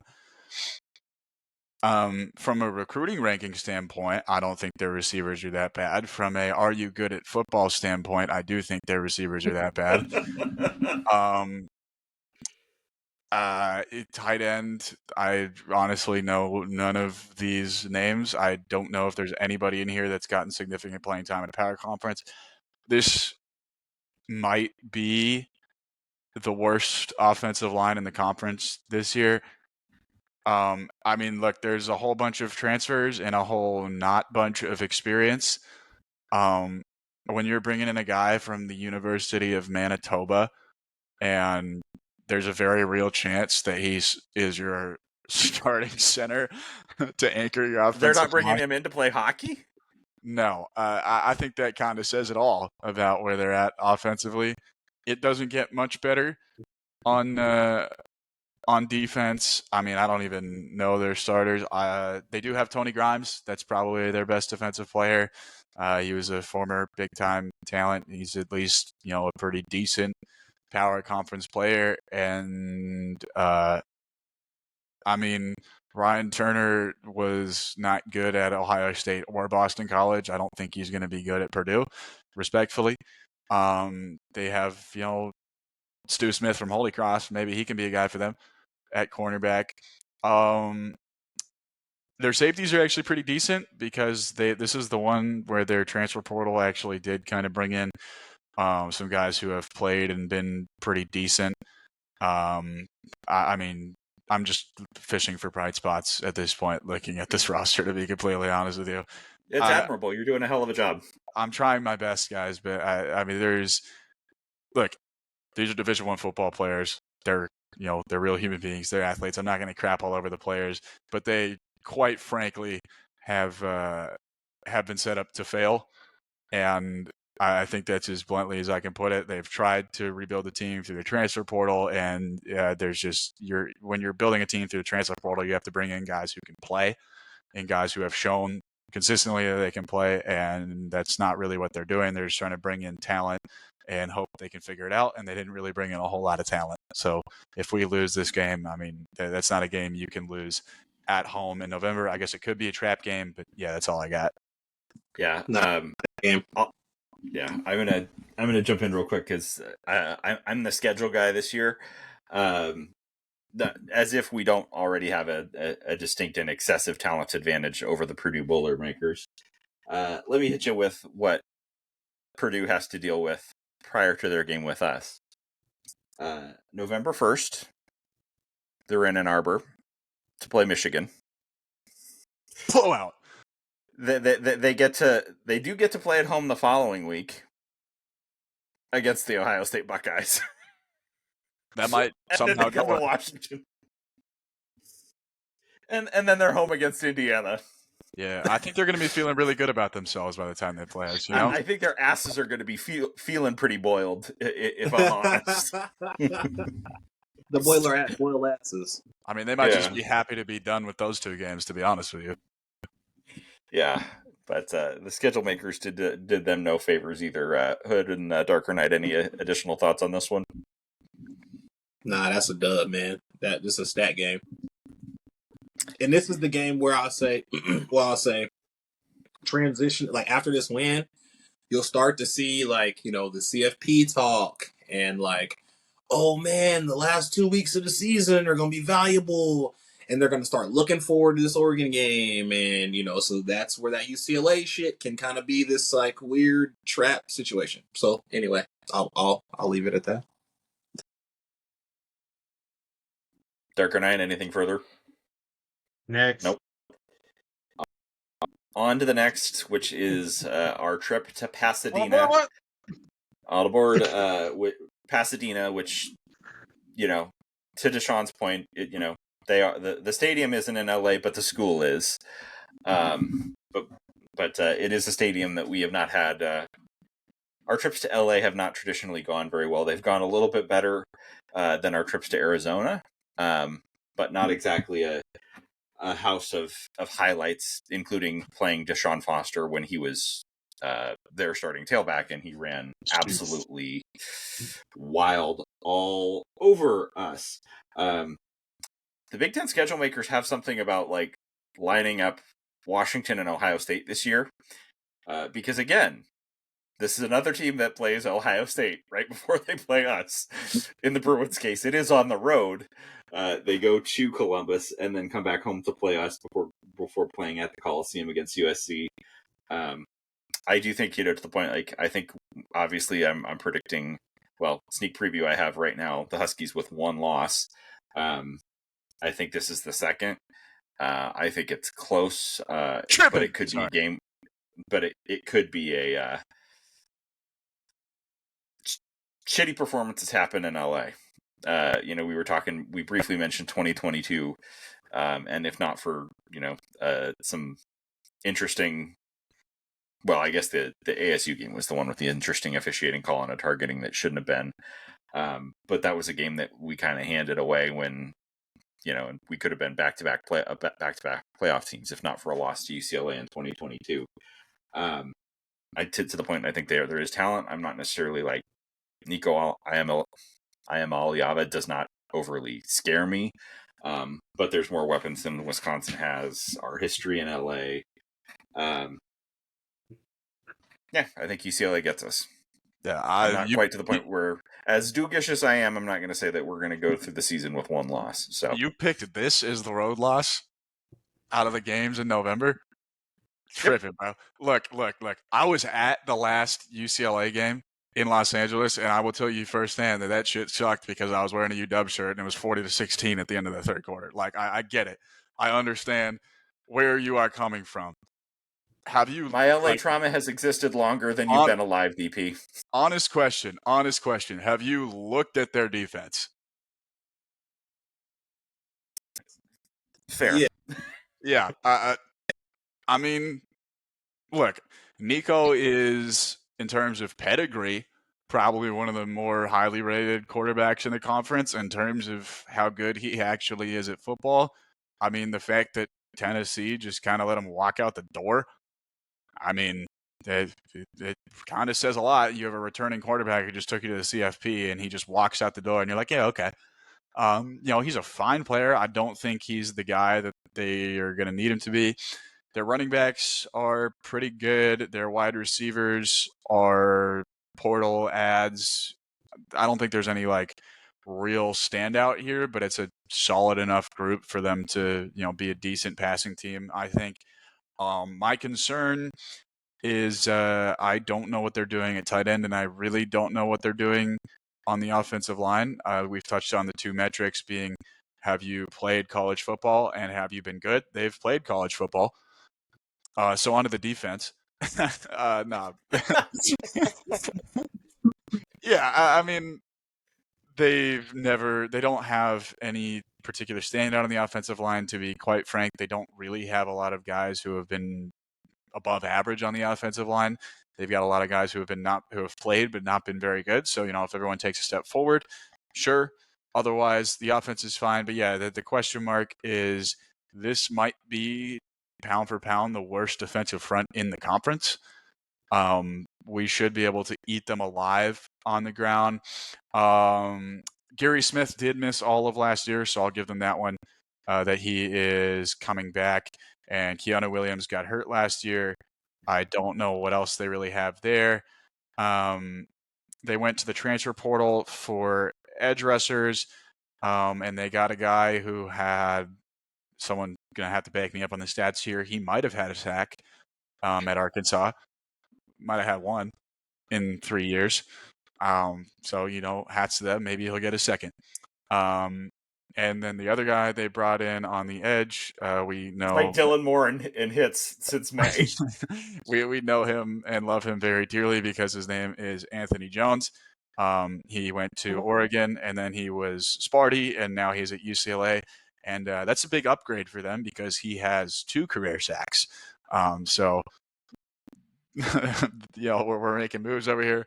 Their linebackers actually not terrible. Ben Perry was a safety at Louisville, but he's a pretty decent football player, so I think he can play linebacker for them fine. Joseph Vaughn was at Yale, so I think he's a pretty good football player. It's just tough to measure when you're out there. Chisholm started at Oregon State last year, so he's pretty decent. Cornerbacks, I think every single player who's going to see the field this year was a transfer. So we will see how that goes. Johnson and Andre Jordan Jr. are the only ones who I think have legit starting experience. And then the 2 Oregon guys, Martin and Pleasant, were prospects and just haven't played because they went to Oregon. And I'm not sure if you guys are aware of this, but the whole like high school developing those players, I don't know if they really do that down there. Maybe they just forgot that that's like a thing you can do in college football.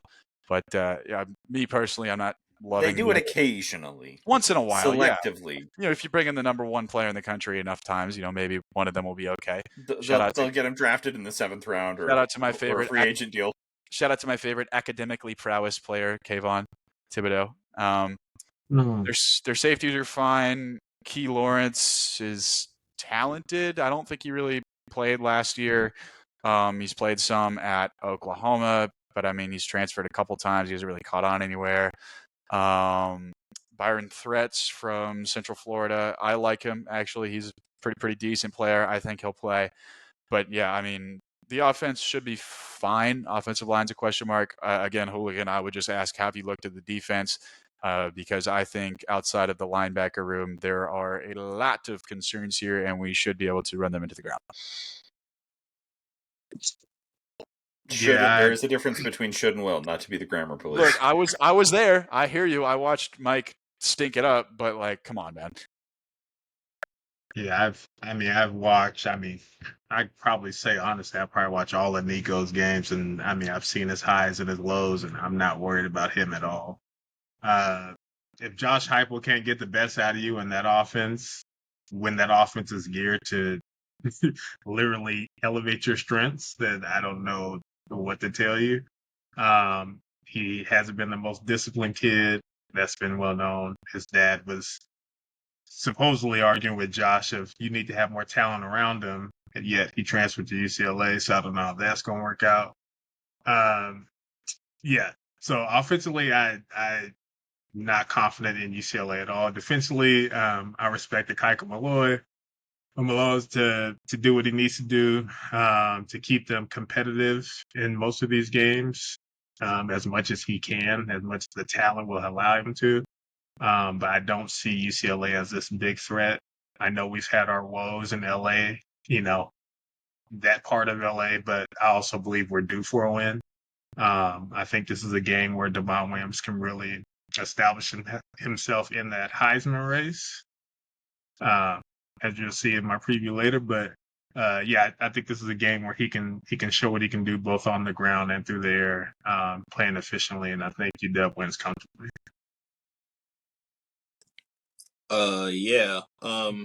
I kind of go back and forth between obviously like this one in Wisconsin. Once again, like I said, I think like UCLA has more talent than Wisconsin. I just think they just don't have an identity.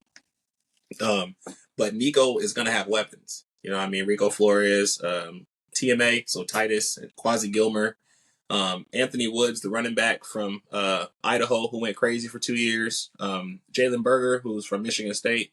So he's going to have weapons. Hamburger. He's gonna have weapons around him as in regards to the skill players. But to DP's point, who's on your offensive line? Who's protecting you? You know what I mean? They're like really preying on development there. And then on the opposite side of the ball, the defensive line's a question as well. So their trenches are going to be a significant problem. So I do see this as a game that we win if we end up slowing the game down. I do feel like they got like athletes at in the defensive backfield. I really like the Washington product, Andre Jordan Jr., transfer from Oregon State, I believe. But they got a lot to prove on the back end. To your point, DP, their linebacker room, I think they have some pretty good talent.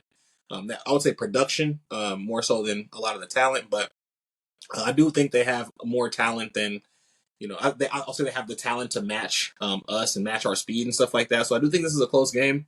And this is a struggle one. This is the differentiator between your 3 and your 4 loss.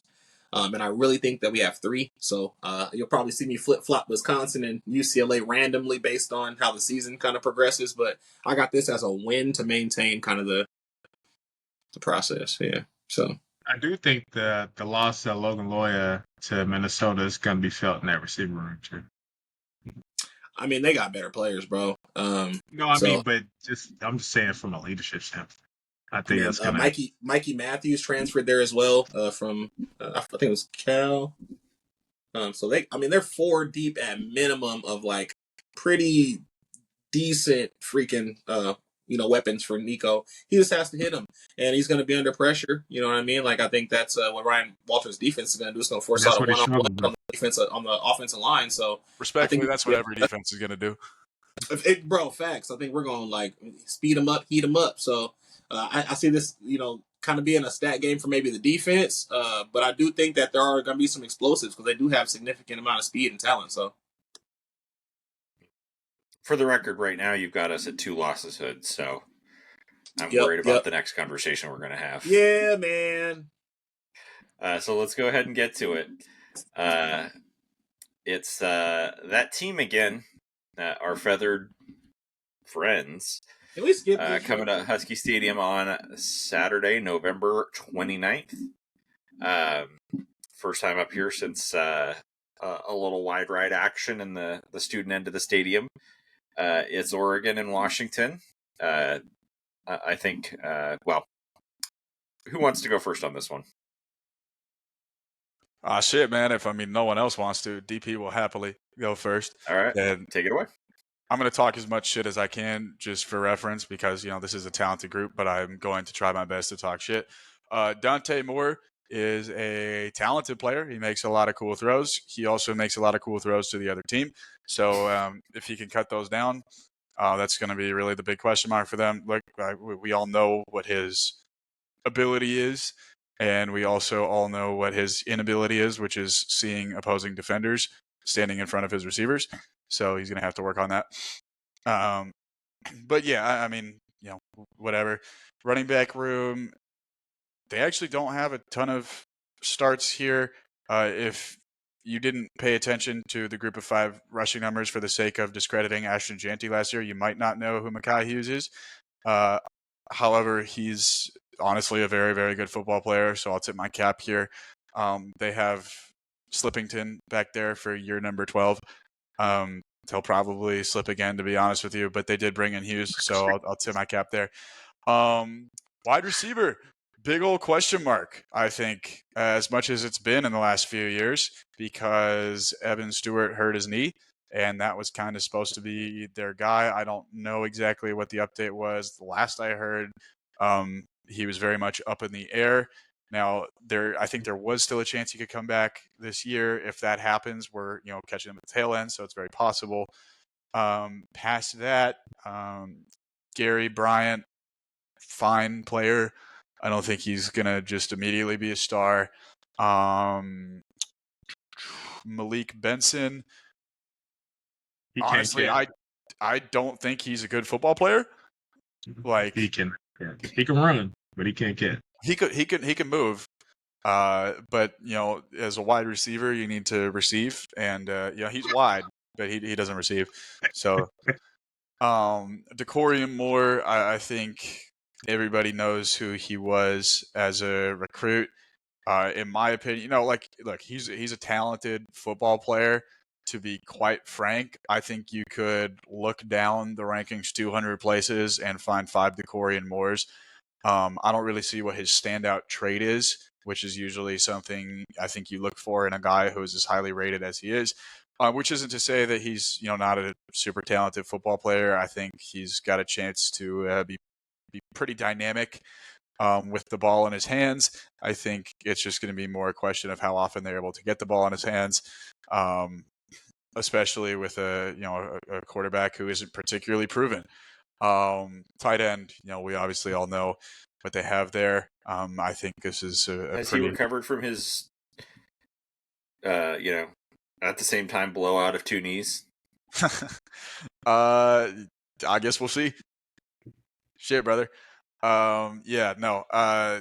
Look, he's a talented player. Behind him, they got our favorite former University of Washington commit Vander Plug, which is kind of a shame because he has a fantastic name for the sport. We'll see what his acumen for the sport is. They've still got Kenyon Sadiq too. Yeah, that's the guy who I think is kind of okay. I mean, look, he's good. He's a good football player. Everyone likes him because of his pedigree. We'll see what he does on the field. He's had some success to this point, but we'll see. We'll see if he's really the guy that everybody thinks he is. If he is, congratulations. Now I have a freaking bone to pick on the offensive line, which is that there are some talented players here. They got the USC transfer. They got Harkey from Texas State who's going to play. Bedford's fine. Their center, whose name I'm forgetting, is pretty good.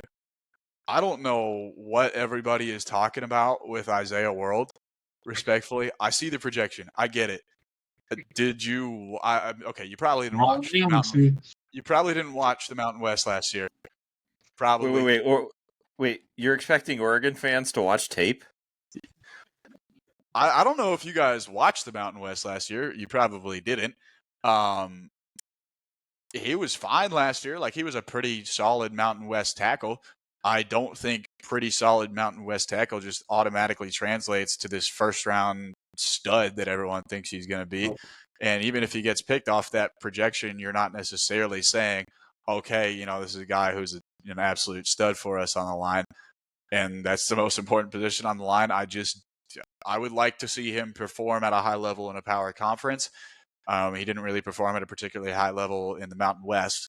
So just in my opinion, we got to pump the brakes on that a little bit. There is talent here. They had, again, I'm still blanking on his name, but he was, I thought, one of the better centers in the conference last year. Had to replace JPJ, so he's a pretty good player. If someone would like to help me out on his name, that'd be fantastic, because I'm drawing a blank here. It's just tough to pronounce. Like it's like poly. That sounds right. Yeah. Defensive line. Has Bear Alexander decided he likes football again? If he has, could he be useful? Yes. Does he like football? We don't know, because he, did do the whole like quit the team thing. And will he like football all season? The Georgia tattoo? Look, what he has as a player is hard to deny. What is very easy to deny is his love for the game, because he quit on his team. So we'll see. Maybe moving to a team that's supposed to be pretty good is the spark he needs. And if it is, he's going to be a pretty good player. There's actually not a ton. This is where they're going to have to show their ability to develop, because this is a bunch of pretty highly rated guys who have barely seen the field in their time at Oregon, because they brought in a whole bunch of transfers. Of that bunch, I think Amari Washington is the one who's played the most and couldn't tackle a soul in his limited action. So, maybe they teach him how to wrap up nowadays. On the edge, they are going to be really good. I can't even make fun of this room. Mateo Ueagalelei is, he's obviously he's a freak. He's a stud. He's a great player. I'm going to give him his props, because he's very, very good at football, and I think he's going to play in the league on Sundays for a very long time. And to be quite honest with you, I think the guy that they have behind him, and I am going to screw this up because I'm so high that my eyes are like half closed right here. Chuyote. Did I get that close to right? Let's go. That's big for Tatum. That's Tatum, big. That's big for the DawgProcess brand right there. I mean, to be honest, he's a very good player. He's not as athletic, but in terms of again, when you watch the tape, you're looking for guys who can play football, and he can simply play football, and it's why I'm so high on this room, having him and Mateo. Then behind them, you have a whole bunch of 4-stars who haven't really played, but I mean, in terms of your actual starters, I'd say you could probably argue that's the best bookend duo in the conference. I'm not going to argue with you that much if you want to have that take. Bryce Betcher in the linebacker room, that's probably, in terms of the actual returning production, he was one of the better linebackers in the country last year. Then they have Devin Jackson, who I think was pretty decent, didn't play much last year, again, because of the whole transfer thing. And I think he got hurt, too. I think he's hurt for the season. Oh, he's injured?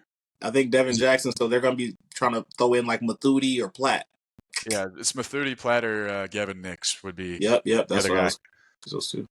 And then at cornerback, I mean, Jaleel Florence has been there for 3 years. He was hurt pretty much all of last year.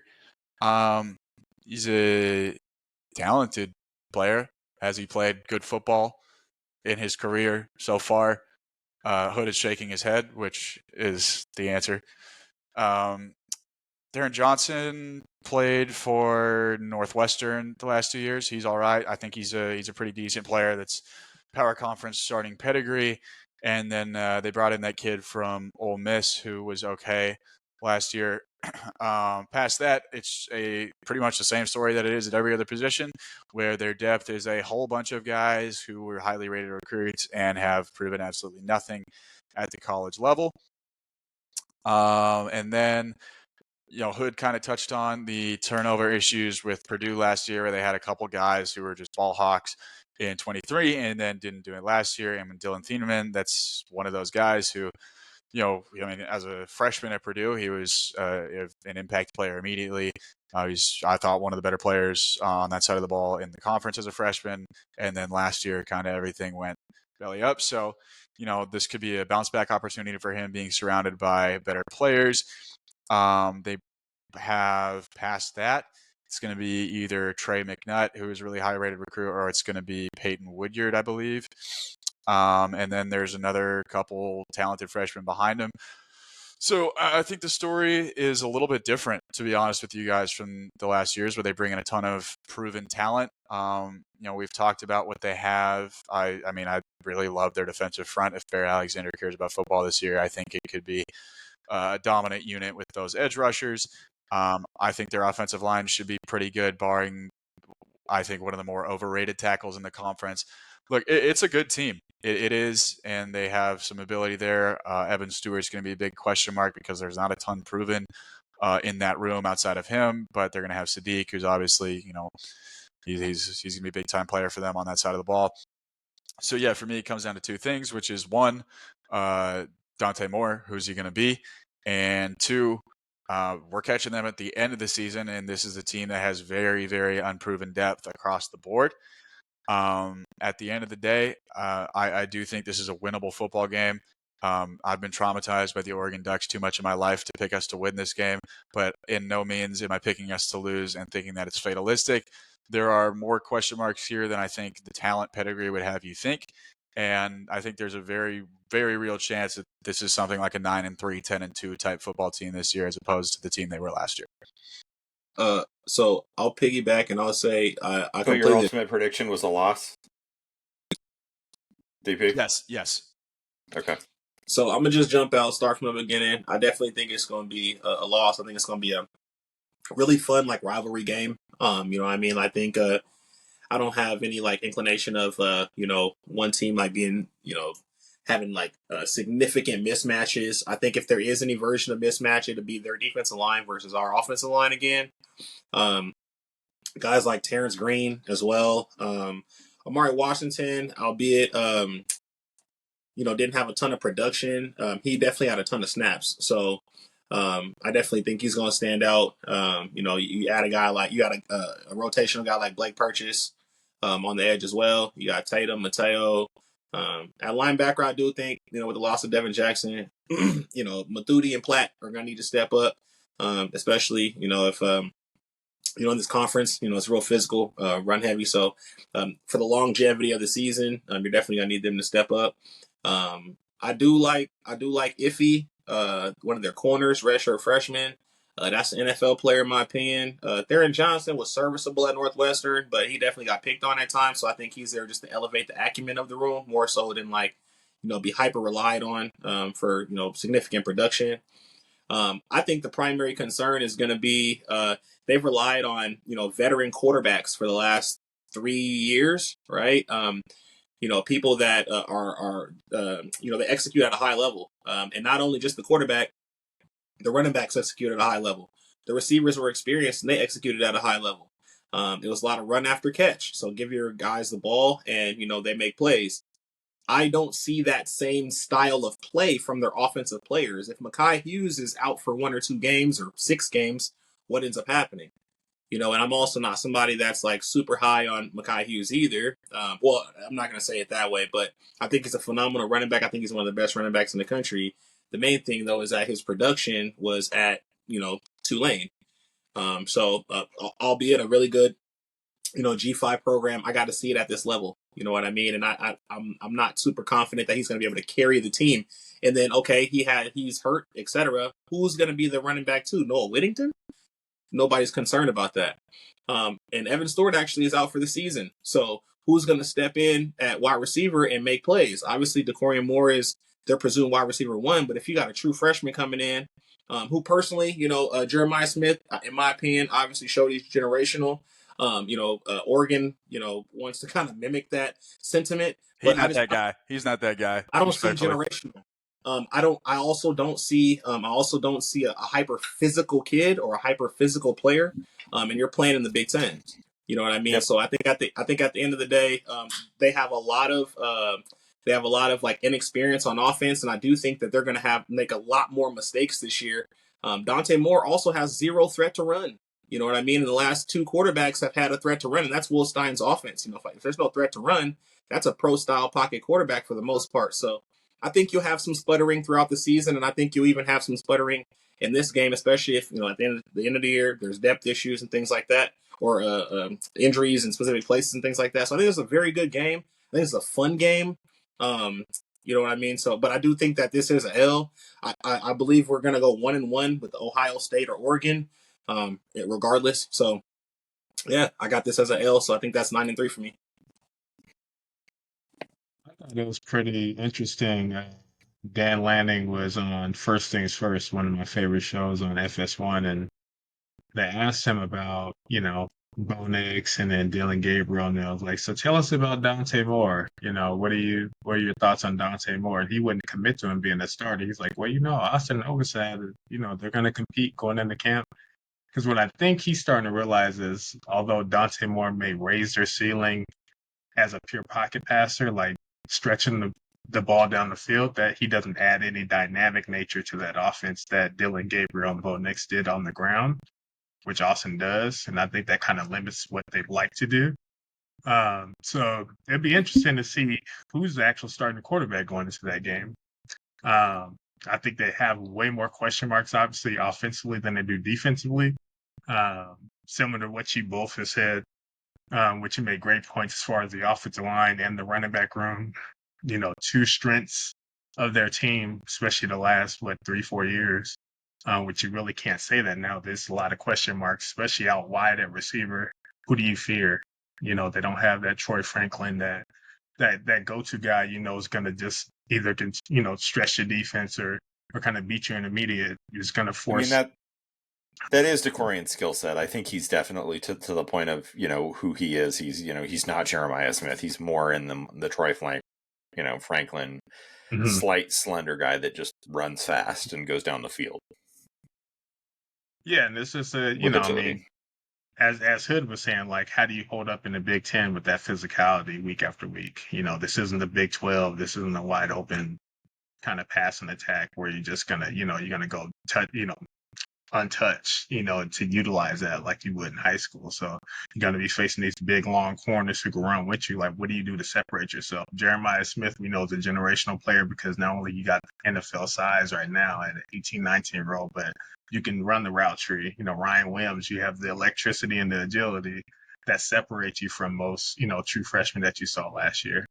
With DeCorian, you're kind of a tweener. You're in between. I see the potential you have, but you're nowhere near as complete as those guys. So if you're stepping in as wide receiver 1, okay, they shade coverage to your side. Where else are you going with the ball? You're facing a lot of good defenses in this conference. So to me, offensively, I think you can hang with Oregon. Defensively, you got to trust that your trenches can hold up, kind of similar to Michigan. We had that same conversation where it's just going to come down to the trenches. If you can block and hold up, and DeMond played, really well last year, even though he got sacked 10 times. Efficient-wise, I expect him to go out and do what he needs to do.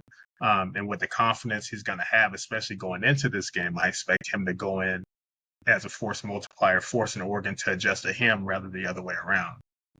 Where I think we have the advantage. I do see this as a slugfest. I do see this as a classic game, but I see this as a win. Yep, I'm with you there. Me. It's the history of our podcast. I can't good consciousness say that we're going to lose to the Ducks because no, I won't do it. There's absolutely things, that it's a very strong defense that they put together. Again, there is the question with Bear Alexander.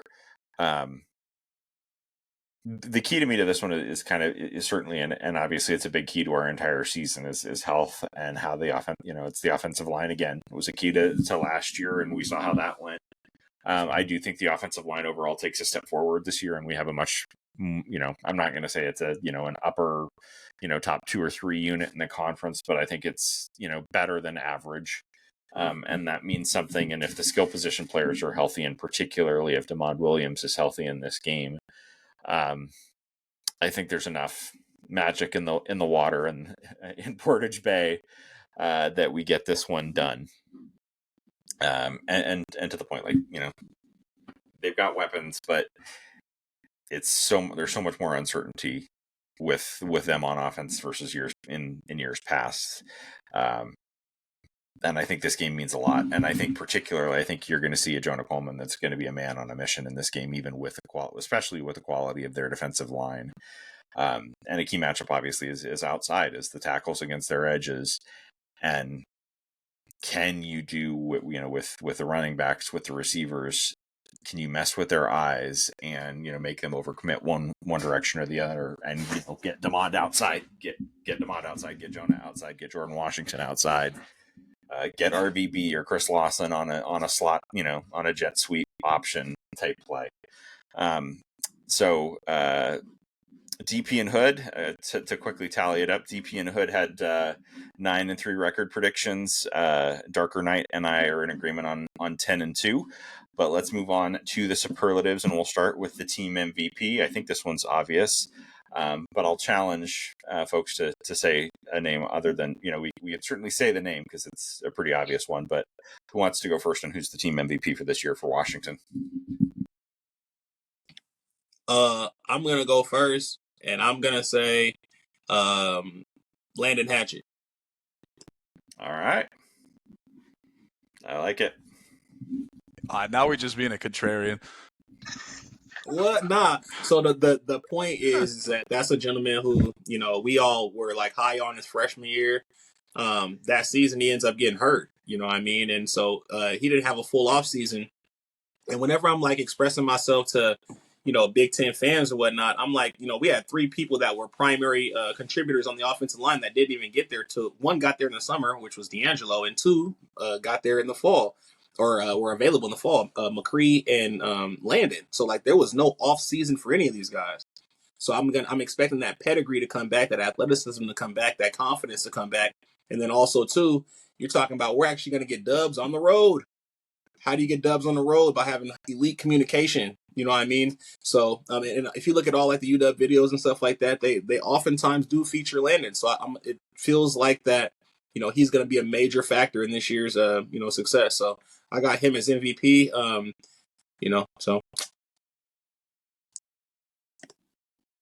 DP, how about you? Yeah, I mean, and look, I think we should have a Demond MVP and then a non-Demond MVP category. So, because realistically, this team is going to be anything. He's going to have to be the guy that he showed us he can be in that bowl game. Yep. I would say on the offense, obviously, Jonah is a standout candidate. Beyond that, we all know who Denzel Boston is. We've heard a lot about Rasheed Williams. I think Decker has a chance to surprise a lot of people this year, just as a pure pass catcher. He could be a guy who really works as a game changer for this offense because we know there's talent in the wide receiver room. But I think if this offense is going to be the best version of itself, it comes with having, that actual pass catching weapon at tight end. So I think if I have to pick somebody on the offensive side of the ball to be the non-Demond MVP, who is very obviously the MVP, I'm going to go against the grain a little bit instead of saying Jonah, and I'm going to take Decker to grab. All right. Let's go, bro. Yeah. I'm gonna lean on the connection I saw last year before he got hurt, and what I'm hearing so far in camp. And I think the underrated MVP of this team would be Kevin Green. He just has a natural connection with Demond.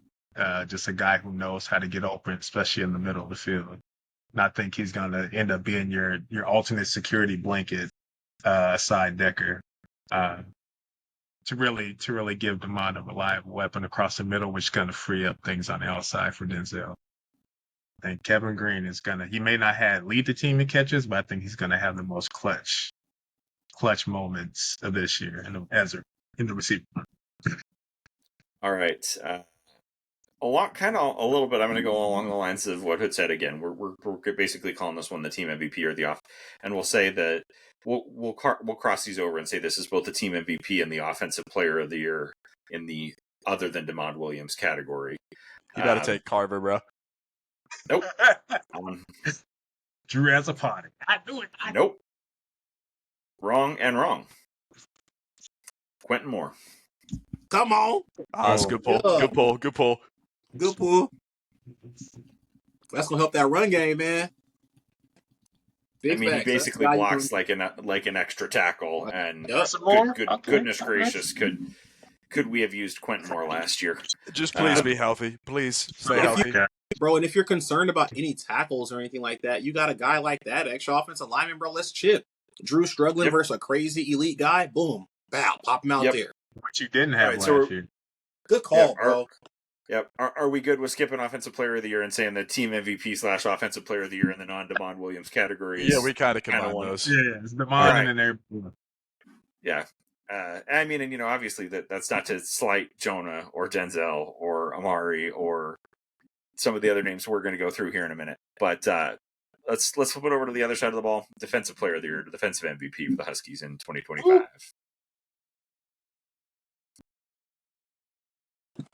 Hey, I'm gonna steal it before somebody else steal it. I'm gonna say Alex McLaughlin. Mm. Yeah. I think our corners are gonna need a lot of to be honest, they're gonna need a lot of help. Especially versus really good receivers. They're gonna have to get in people's faces, but they both are gonna probably struggle versus quicker guys.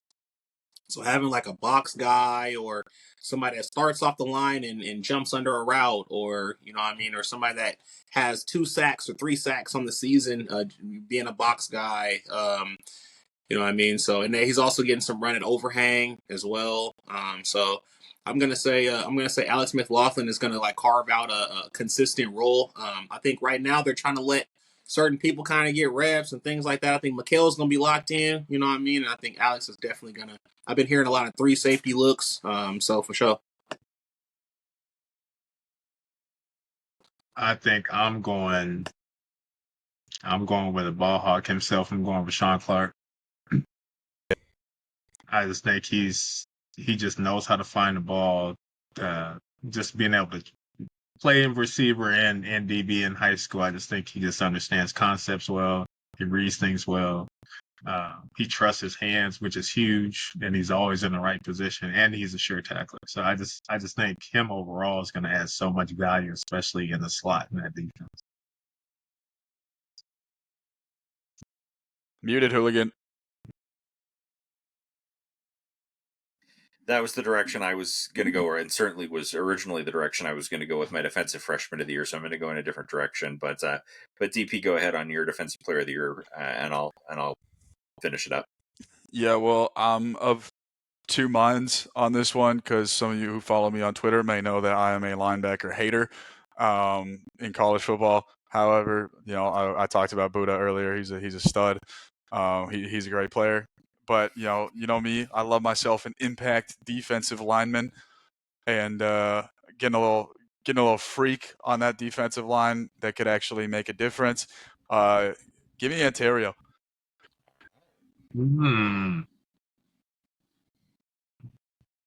Super free. Yeah, that was the next direction I was going to go. So you swiped. So back-to-back steals from the players that I was going to select. There's a number of different ways that I can go here. I'm going to go with a little bit of vibes and hope. Please say it. And say, health allowing. Zach Durfee. Ah, let's go. For the 5th year in a row. Oh, man, I know. I'm pretty sure I've picked Durfee as the breakout defensive player on the last 2 times we've done this. So shit, bro. Why not year 3? Let's run it back. Stay healthy. Yeah. Rewind. Wrap that toe. Come on, man. Also in consideration there, CJ Christian, Devin Bryant, Leroy. We got breakouts and stuff too, right? Yeah, we got breakouts. So offensive newcomer, non-freshman. So we're looking at either on the roster last year, didn't necessarily see a bunch of tick, or transfer portal, but not a freshman or not a true freshman. Yeah, look, before y'all steal it, I'm going to steal it first. Give me Mr. Toronto. Toronto stand up, Bryce Butler. All right. See, why would you say not a true freshman when I'm about to come over here and take Roebuck? Oh Well, shit! because we do freshman of the year separately. All right, well, you just heard mine, so there you go. Let's see. Offensive newcomer. Yeah, this is an interesting one. I guess I would probably take Carver, just in terms of his importance. I don't think he was, incredible at Kansas State, but he's going to slot in a left tackle right away. He's going to play a big role for this team, and if the offensive line does take a step forward, he's going to be a big reason why. So that's going to be my pick on that side of the ball. All right. Oh damn, my bad. I didn't know we were doing offense. My fault. No, all good. We can go back and forth, but yeah, offense. You want to chime in on your offensive one, Hood? Oh, I'll let DarkerKnight go. He was getting ready to go, so I'll let him go. Okay. Yeah. No, I think this guy's gonna make a huge impact in the way we use him. I'm gonna say Jordan Washington.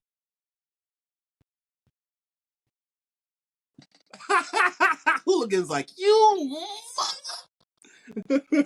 How many times is the name I'm gonna give?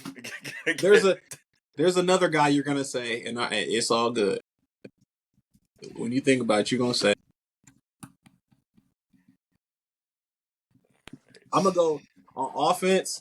I'm gonna go Amari Evans. I don't think he's gotten the version of targets at Penn State that a guy like Giles Jackson got. Albeit he's gonna be in like a different position, different role.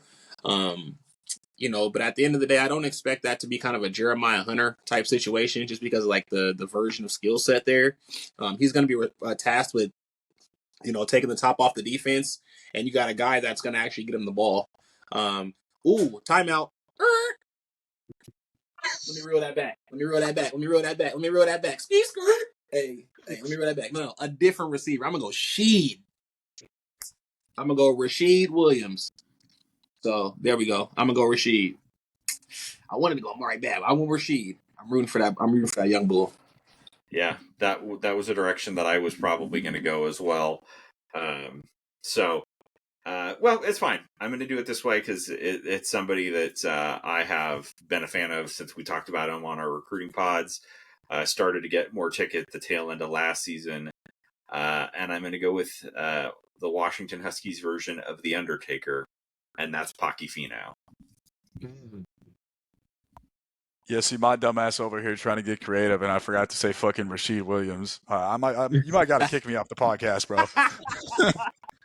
Dude, the fact that we've gone this whole time and just mentioned Pocky is crazy. Like, yep. All right. Flipping over to defensive. Hood, you already went with Bryce Butler, which is a great call. DarkerKnight. Well, man, that's a good one.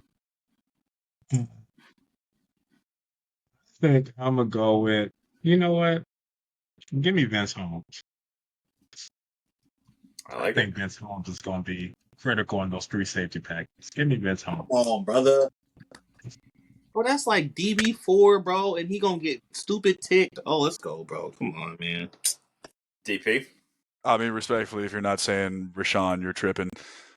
I think that's just the obvious candidate, at least for me here. If we're talking about guys who have been on the roster, haven't gotten run, I mean, he's going to be a fucking guy this year if you haven't heard what he's doing in camp right now. Yep. But to go in a little bit of a different direction, I mentioned the name in consideration for Defensive Player of the Year, but a Defensive Newcomer of the Year for us, CJ Christian. That was my other one, yeah. Offensive Freshman of the Year, and because I've had not one, not two, but three players and three names said before I had a chance to, I got to go with the guy I've been a truther for since day one. Offensive Freshman of the Year. Give me Raiden Vines, Bright. Come on. Been waiting on hanging fruit. That's his guy. No, everybody in the GCs knows this. I go on tape watching binges, and I will it's ridiculous. It's insane. Go watch it. Is there? DP, you already said Desmond Roebuck. Hood, who do you think? Who's your offensive true freshman of the year? Offensive true freshman. That's gonna be tough. I'm gonna say John Mills. Add it up, baby. our friend from the Fourth and Inches podcast, as well as Pie God, agreed with you on Sunday when we were out playing golf. That shouts to those guys. Go check out the posts on Instagram, but from myself or from the podcast account and from Trevor's account as well. But DarkerKnight, your offensive freshman of the year. Now, yeah, Hood was thinking the same thing. I'm Come gonna on. go Champ. It's a great call too. That's a great call. Since you went last on that one, DarkerKnight, defensive freshman of the year. Hey, you better not do it. I'm gonna just say that right now. Hey, go first then, Brody. You better not do it, man. You know, come on. What Hooligan? Who was my guy? And we were breaking down recruits. I mean, I think he's probably all our guy. And it's I'm also 11. liking himself. Give me Donovan Robinson. Oh, come all right. on. Sir, yes, sir. Well, shit. I'm gonna jump in here before Hood says it. Shit, bro. I mean, I watched some DB tape on the West Coast in the class of 2025, and my favorite defensive back in the entire class on the West Coast in 2025 was Dylan Robinson. So if you think I'm saying anybody else here, you are respectfully tripping. I teed that up for you. See that? Yeah, I don't know. You picked the. I mean, I respect it, but I was out of trust me. He's the first player I thought of. I was like, nah, let me go. we were all thinking it. So I was thinking more like ZRS, just kind of special teams and stuff, but he probably not gonna get run. He probably not gonna get run until mid-season, just with his injury and stuff. So I'm actually gonna go with another special teams demon, who most likely is gonna get maybe a forced fumble or start some fights. I'm going RDA. That was my other one. Batman. I think he's gonna play the most out of.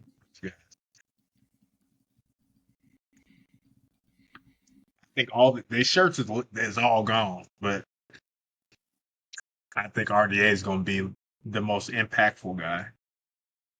I hate all of you. We love you too, Hooli. We love you too, Hooligan. To be honest, I think Dylan's good enough that you can double up, and it's not a big deal. That's where I'm at on that. I've never been more confident in a freshman defensive back. Yeah, it's that's certainly the direction that I was initially going to go, but let me take one quick look here at my at our old F-bombs recruiting scale.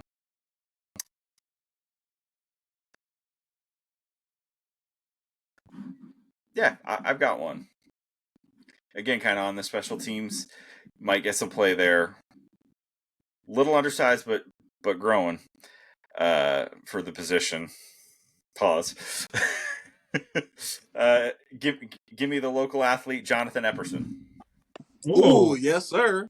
He said he a shower, not a grower. I didn't say that. Oh, my bad. He a grower. My fault. He a grower, not a shower. All right. So that's our superlatives and the Doognostications from the four of us. We're now, I think, at about 2 hours of recording time. We're all punchy, out our minds, as usual. But what else would you expect from the Sound the Siren podcast? Any final thoughts this evening before we call it a night?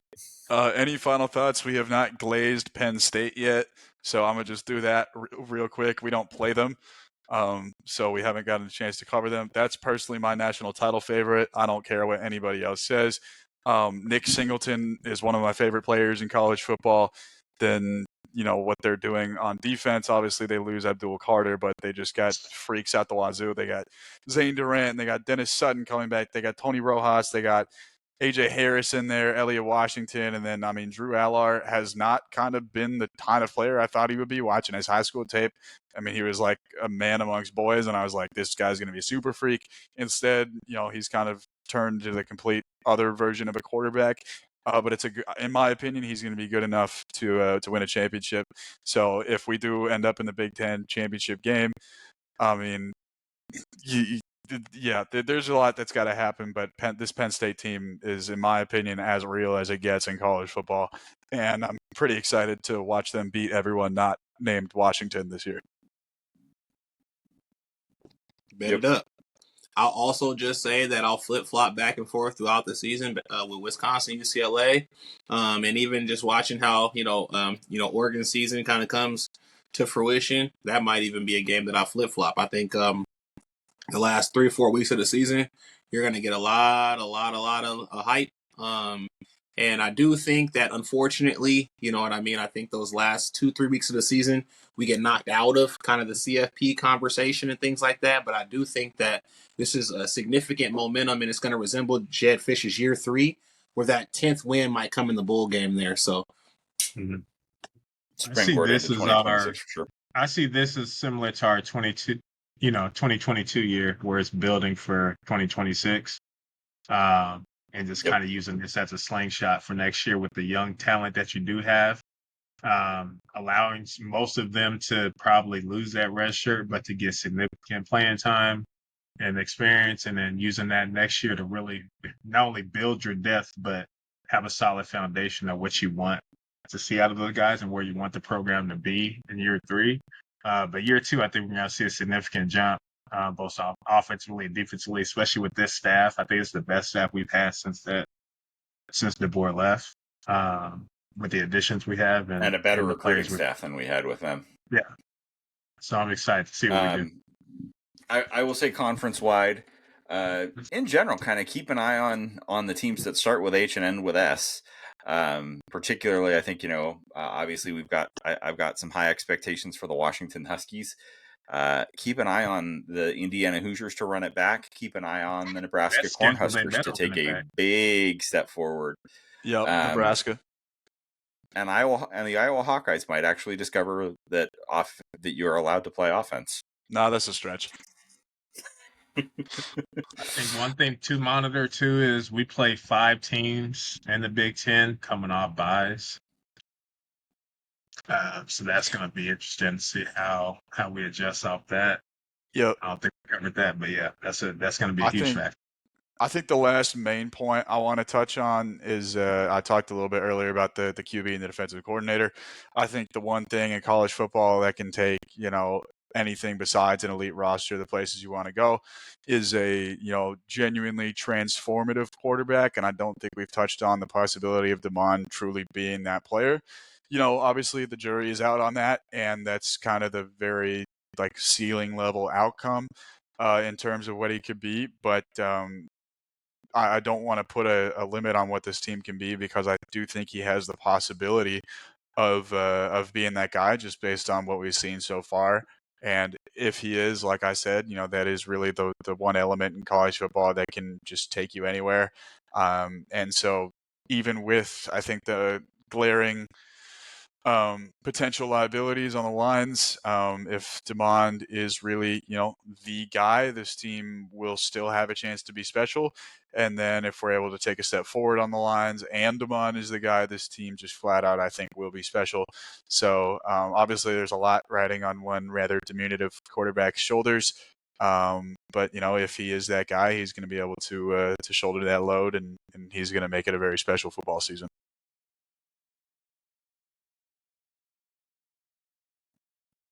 I don't think we could wrap it up any better than that. So thanks for that, DP. Come on, facts. Thanks for listening. Go Dogs. We'll be back soon with more content, getting in depth into the season. Yes, sir. We're going to do some more crossovers with our friends, like as examples at 4th and Inches and across the college huddle. Thanks for listening. Go Dogs. Woof. Woof. Hey.